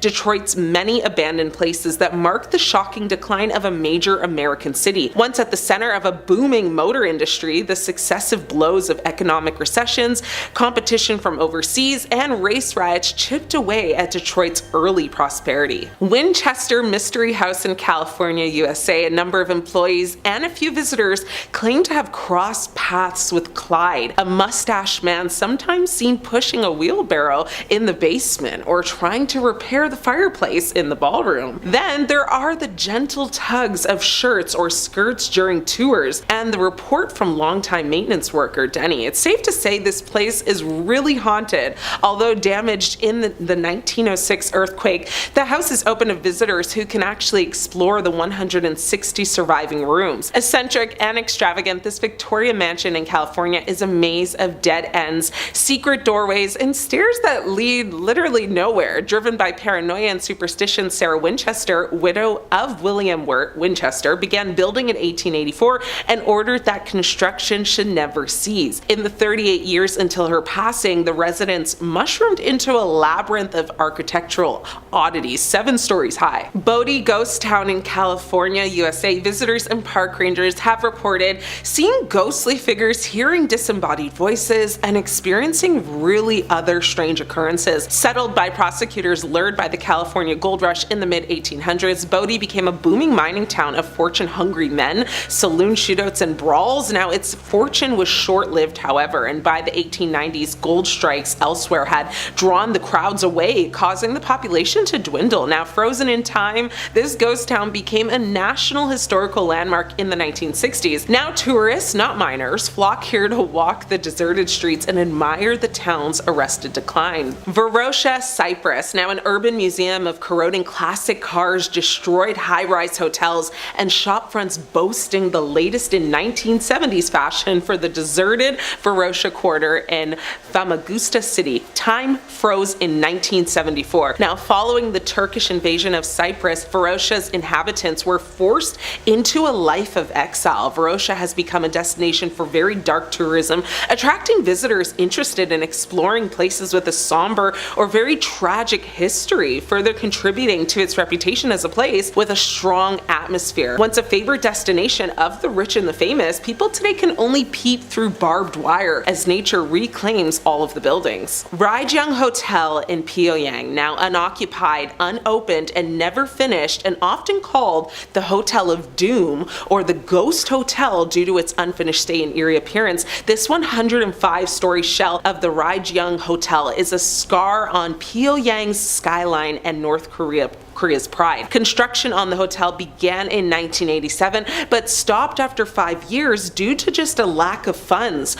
Once proudly, emblazoned across North Korean stamps, this vacant hotel soon became airbrushed out of official photos. The Raijang was intended to be a symbol of North Korea's strength and architectural, prowess. Its failure to materialize as a functioning hotel has made it a symbol of the country's economic struggles and isolation. The hotel's imposing presence and mysterious history have led to it being featured in numerous articles, documentaries, even online discussions, fueling speculation and contributing to its haunted aura. Now, despite nearly, 2 decades of abandonment, construction actually resumed in 2008, but whether the hotel will ever be completed is open to debate. San Juan, Michoacan in Mexico, beginning in 1943, successive eruptions of the Paracutan volcano slowly engulfed houses, streets, and livelihoods, masking all signs of life under a black cloak of molten rock and ash, leaving behind ruins, particularly the church, partially buried in lava and ash. Now,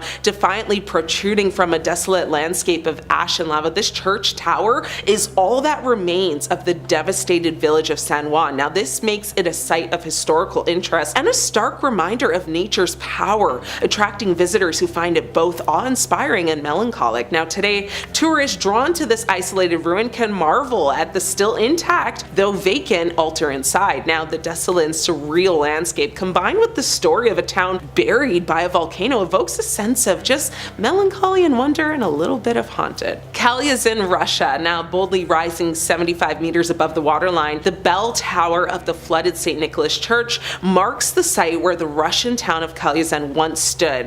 When the Ulik Reservoir was created in 1939, the town was, purposely flooded and the landscape was irreplaceably altered. Now, attracted to the simplistic beauty of the remaining, landmark, tourists visiting on boats can actually explore this enduring landmark of the sunken town, although many believe it is cursed and haunted, so they stay away just to be safe. ZKP Tagansky in Moscow, Russia. Now, since its declassification in 1995, Bunker 42 has drawn many visitors keen to delve into the secrets of the past. Some people who have visited find the bunker's dark underground environment and historical context has created a sense of unease or even eeriness, and many people have claimed to have felt a very off-putting presence that they can't seem to explain. Hidden 60 meters below the streets of Moscow lies, the ZKP Tagansky, also known again as Bunker 42. Now, it is a former Soviet secret military facility in Moscow and a 7,000 square meter space which once served as a secret Cold War's era communication center. Now, built in the 1950s, this vast complex was designed to withstand a direct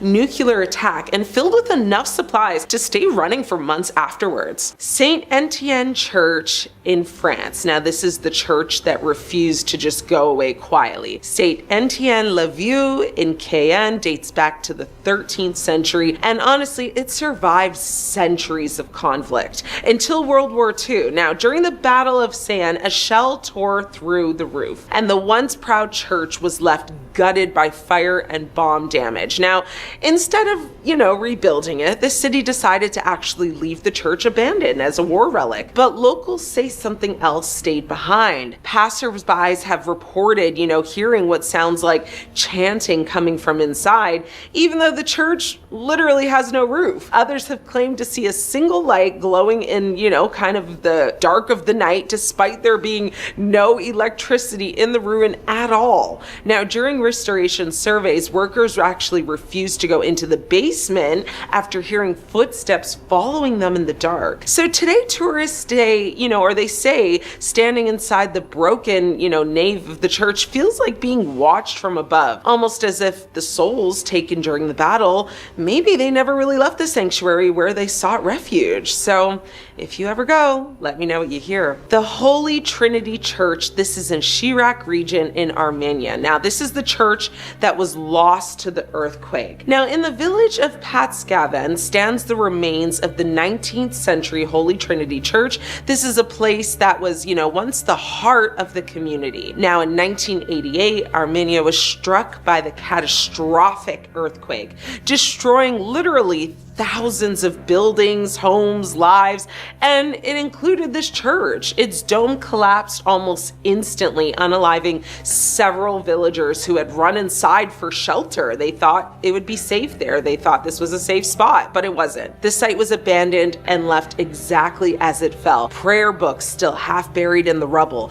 icons shattered on the floor, candles frozen mid-melt. I mean, locals say the church is restless. Shepherds passing by report hearing sobbing coming from beneath the collapsed stonework, and some actually claim shadowy figures move along the broken walls at sunset. I mean, to this day, residents avoid it because, you know, they say the church holds the spirits of those who passed away inside. And, you know, they don't like to be disturbed, and I don't blame them. Presidio Modelo in Cuba. Presidio Modelo in Cuba is known for its very harsh history as a prison, particularly during its use in the 1950s. The prison, with its panopticon design, housed many political prisoners, including Fidel Castro and his brother Raul. Empty since 1967, this prison still radiates desperation and paranoia. Commissioned in 1926 by dictator Gerardo Machado and inspired, by this model, its oppressive architecture and designed to create a sense of constant invisible monitoring. Even though Fidel Castro was once an inmate here, under Castro's government, the prison's population ballooned to over 6,000 enemies of the state. Now, museum visitors can experience the forbidding atmosphere still present in these echoing corridors and vacant cells. Have you been to any of these abandoned places? Let me know. Thanks for watching. I'm your host, Ashley. Until next time, stay scared. These scary cursed villages and places around the world hiding pure evil and tales of a time lost will absolutely leave you breathless and may give you nightmares. Hashima Island. Hashima Island, also known as Battleship Island and to some as the Island of the Ghosts, has a history associated with forced labor, especially during World War II, and the subsequent abandonment of the island after the decline of the coal industry. Many believe it's cursed and haunted, and while the island has a somber past, it's more accurately seen as a symbol of industrialization and the human cost of it. The buildings were built by Korean and Chinese prisoners who were forced to work here from 1930 to just after World War II. The conditions of these forced laborers were hard, and some never made it back home. Now, the people who worked here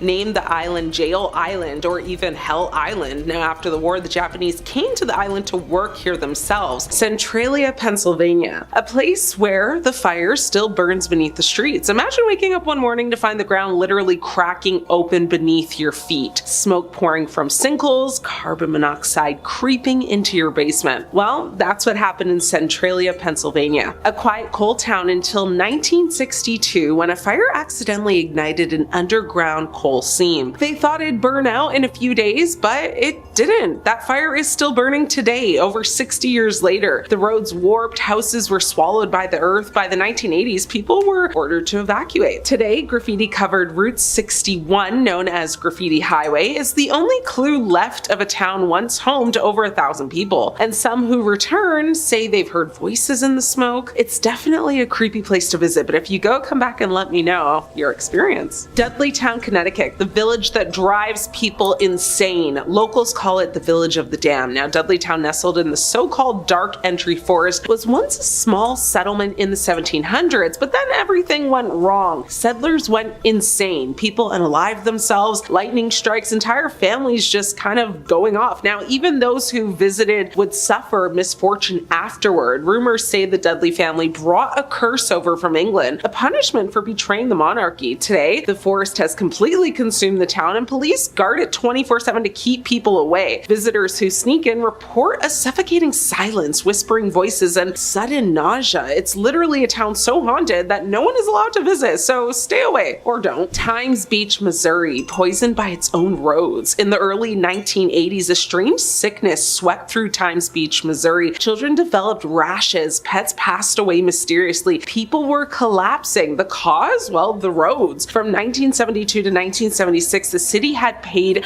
a waste hauler to spray used oil on the roads to keep dust down. That oil contained dioxin, one of the deadliest chemicals known to man. In 1983, the CDC stepped in and ordered a full evacuation. The entire town was bulldozed. Over 2,000 people lost their homes. Now it's a ghostly shell buried under a thick forest, except for the road to nowhere, still cracked and stained with poison. So if you're thinking of visiting, it's highly advised that you don't. Cairo, Illinois, a town choked by hatred. Now, what happens when a town implodes under the weight of its own racism and corruption? You get Cairo, Illinois. Once a thriving port city, Cairo was known for its grand mansions and busy downtown, but during the civil rights era, racist tensions exploded. Assassinations, riots, a years-long boycott that basically gutted the economy. And then came the corruption, police brutality, disappearing funds, fires that just mysteriously consumed buildings. People began to flee. Now today, Cairo looks frozen in time. Storefronts rot behind broken windows. Entire streets sit empty. It's a town haunted not by ghosts, but by the consequences of its own history. Bodie, California, a place where even ghosts got the heck out of there. The Wild West was violent, but Bodie was next level. In the 1880s, it was a booming gold town with over 10,000 residents, but it had a very dark reputation. Slayings were daily events. Saloon brawls turned absolutely lethal. People simply just disappeared. One little girl famously wrote in her diary, "Goodbye, God, I'm going to Bodie." Now, by the 1940s, it was totally abandoned. Locals say anyone who tries to take anything from Bodie, even a rock, is cursed. The Park Service still receives mailed back items with apology letters saying they've suffered accidents, demises, and even bankruptcies. Number 5, Chernobyl. I've made the executive decision to kick off today with the most obvious location. For those who might not be aware of the horrors of Chernobyl, allow me to start today off with a mini sad history lesson. So the disaster was a nuclear accident that occurred on the 26th of April of 1986 at the number 4 reactor in the Chernobyl nuclear power plant near the city of Prypiat. It is one of only 2 nuclear energy accidents rated at 7, which is the maximum severity on the International Nuclear Event Scale, the other being the 2011 Fukushima nuclear disaster in Japan. The meltdown and explosions ruptured the reactor core. And destroyed the reactor building. So this was immediately followed by an open-air reactor core fire, which lasted until May 4th of 1986, during which airborne radioactive contaminants were released and deposited onto other parts of the USSR and Europe. Approximately 70% landed in Belarus, around 16 kilometers away. The fire released about the same amount of radioactive material as the initial explosion. In response to the initial accident, a 10-kilometer radius exclusion zone was created 36 hours after the accident, from which approximately 49,000 people were evacuated, primarily from Prypiat. The exclusion zone was later increased to a radius of 30 kilometers, from which an additional 68,000 people were evacuated. Following the disaster, Prypiat was abandoned and eventually replaced by the new purpose-built city of Slavutych. In July of 2019, the Ukrainian president announced that the Chernobyl site would become an official tourist attraction. Immunology experts recommend that tourists wear clothes and shoes they are comfortable with throwing away, avoid plant life, especially the depths of the forest due to the high levels of radiation. Oh, why? Oh, just because the areas were not cleaned in the aftermath of the disaster and remain highly contaminated. Research showed that fungus, moss, and mushrooms are radioactive. So among the buildings that were abandoned were multiple schools, with the small city having 15 preschools for just under 5,000 attendees. Most of the buildings in the city are practically empty, but not the schools. School books and class magazines were clearly of no value to looters, and city residents were more worried about saving at least something from their personal property, leaving the buildings almost intact, minus the effects of being left empty over time. Moving on to other places of note, the Prypiat amusement park was set to have its grand opening on the 1st of May in 1986, in time for the May Day celebrations, but those plans were cancelled on April 26. Several sources report that the park was opened for a short time on the 27th before the announcement to evacuate the city was made to distract the residents from the unfolding disaster nearby. Constructed under the Soviet Union as a park of culture and rest, typical of many large cities in the then Soviet Union, the amusement park's attractions were manufactured by the firm Attraction, who were responsible for the construction of many of the amusement parks which remain to be seen around the former Soviet Union today in various states of repair. Located northwest to the Palace of Culture in the center of Prypiat, the park had 5 attractions: the iconic 26-meter Ferris wheel titled Circular Overview, the Autodrome bumper cars, a paratrooper ride called Chamomile, Russian swing boats, and also a carnival shooting game. Fun fact, the successor to the original company is still manufacturing the Ferris wheel, paratrooper, and bumper cars with a similar design as of 2017. Radiation levels around the park vary. The liquidators washed radiation into the soil after the helicopters carrying radioactive materials used the grounds as a landing strip, so concrete areas are less radioactive. However, areas where moss is built up can emit levels amongst the highest levels of radiation in the whole area. So the Ferris wheel actually made news in September of 2017 when Polish tourists turned it mechanically for the first time since 1986, later returning it to its original position. As much as it would be fascinating to explore history, I'll wait till it's a little less detrimental to my health. First up, a tale of a town swallowed by the earth, a place where the ground breathes smoke and whispers of a forgotten inferno. I speak of Centralia, Pennsylvania, a ghost town etched in the American landscape, not by war or famine, but by a relentless fire that has burned for over 6 decades. Imagine, if you will, a crisp spring day in the year 1962. Picture a small town, Main Street bustling, children playing, the scent of coal smoke mingling, with the aroma of sweet, sweet apple pie. Centralia then was a thriving coal town, but it was built upon the very resource that would become its curse. Beneath their feet, a labyrinth of coal seems snaked through the earth, a fuel that has powered, industries and warmed homes for generations. But that day, something went terribly wrong. The precise origin remains a little shrouded in mystery, whispered theories of a trash fire, carelessly set by someone, or perhaps a controlled burn gone horribly wrong. Whatever the spark, it ignited a sleeping giant, a vein of coal deep within the earth. And once awakened, this beast proved unstoppable. At first, the signs were very subtle, a wisp of smoke kind of just curling from a crack in the road, a strange kind of sulphurous smell hanging in the air, but soon the cracks widened, steam hissed from, the fissures of the ground, and the temperature of the soil began to rise. Centralia was becoming a furnace. The flames, which were fueled by the endless supply of coal, spread like a wildfire beneath the town. Homes,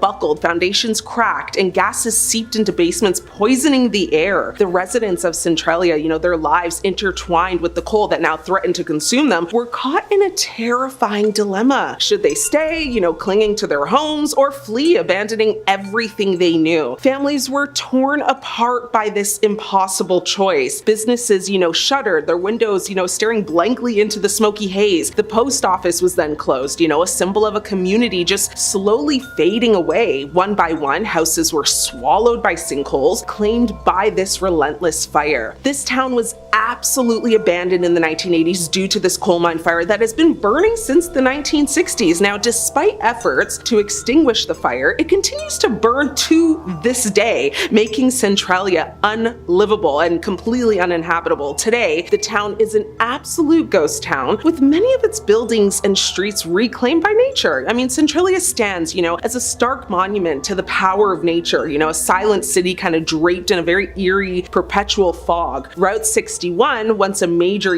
thoroughfare, is now basically fully closed. It's like graffiti covered, and honestly, just a very chilling reminder of the town that once was. The air hangs very heavy with the smell of sulfur, which is also just a constant reminder of the fire that burns beneath. Centralia is not just an abandoned town, it's a living ghost. A place where the past refuses to be buried, a warning etched in smoke and ash. Many people want to visit, but it's not recommended, and it's still burning literally like right now. So even I will not recommend it. Like, this is the real Silent Hill, if you can catch that reference. The underground tunnels of the Paris catacombs. Stretching over 150 miles, these tunnels were built in the 13th century as a limestone quarry. But during World War II, the French resistance used these tunnels as a hiding place. Today, only a small section of the tunnels is open to the public, but the rest remains off limits due to the treacherous conditions and the rumors of paranormal activity. People who have ventured into the closed sections have reported strange noises, disembodied voices, and even sightings of ghostly apparitions. The underground tunnels of the Paris catacombs are considered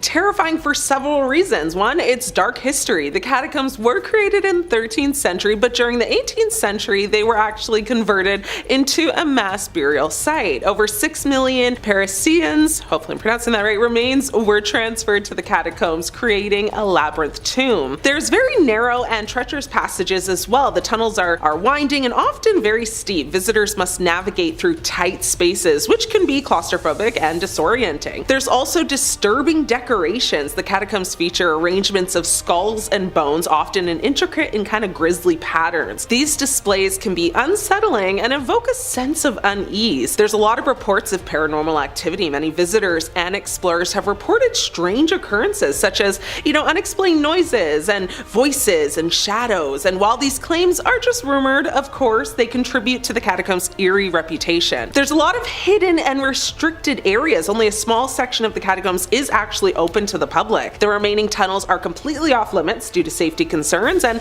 the risk of getting lost, of course. Now, this has led to rumors and speculation about what actually lies hidden in the restricted areas. The historical events and tragedies make this place terrifying as well. The catacombs have witnessed numerous tragic events, including the French Revolution and World War II. The tunnels were also used as a hiding place for the French resistance fighters and as a bunker by the extremists. The combination of these factors creates an atmosphere of unease and fear, making the Paris catacombs a terrifying destination for many people. It's reported that it's filled with the bones of over 6 million people. One person on Reddit said they've been there twice, once in their 20s, once in their 50s, and the second time they went, they felt extremely claustrophobic and had a massive panic attack. I'm having anxiety just thinking about it, honestly. You go if you want, I'll happily pass on this one. Another place that sends shivers down the spines of experts is the underground bunker at the Greenbrier Resort in West Virginia. Built in the 1950s as a secret bunker for Congress, this facility was designed to provide a safe haven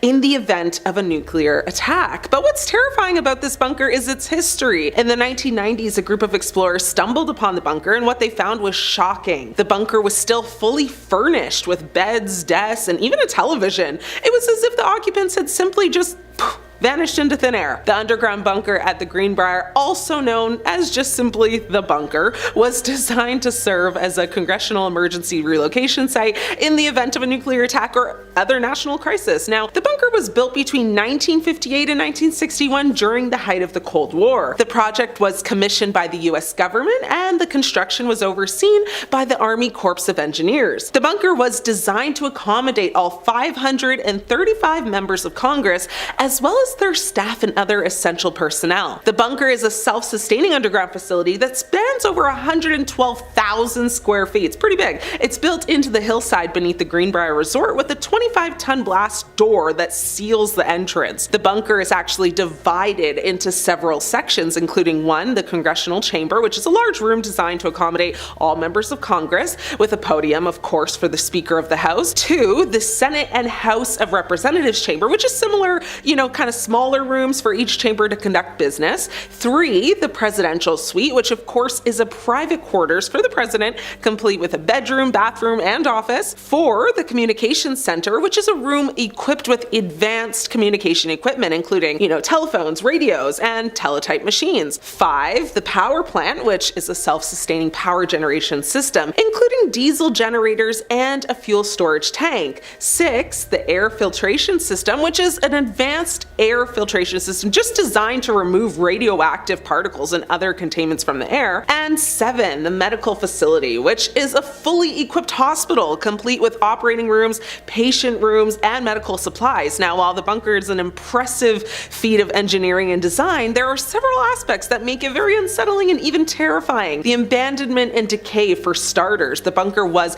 decommissioned in 1992 and it remained abandoned for several years. The once state-of-the-art facility fell into disrepair, with equipment just rusting and walls cracking. The sense of abandonment and decay is palpable, making it feel like an absolute ghost town. Another thing that makes it super creepy is the weight of its history. The bunker was designed again to accommodate, the US government in the event of a nuclear war. The weight of this history is crushing. And it's, a sobering reminder of the Cold War era and the threat of nuclear annihilation. But also, we can't forget the isolation and confined spaces also make it a little bit hair-raising. The bunker is a self-sustaining facility, but it's also a confined space. The narrow corridors and cramped rooms can make you feel claustrophobic, and the isolation from the outside world is just very unsettling, to say the least, right? And the uncanny atmosphere. The bunker has a very uncanny, kind of vibe with its 1950s era decor and equipment. It's basically like stepping into a time capsule or time machine, but one that's frozen in fear and anxiety. That does not sound like a good time to me.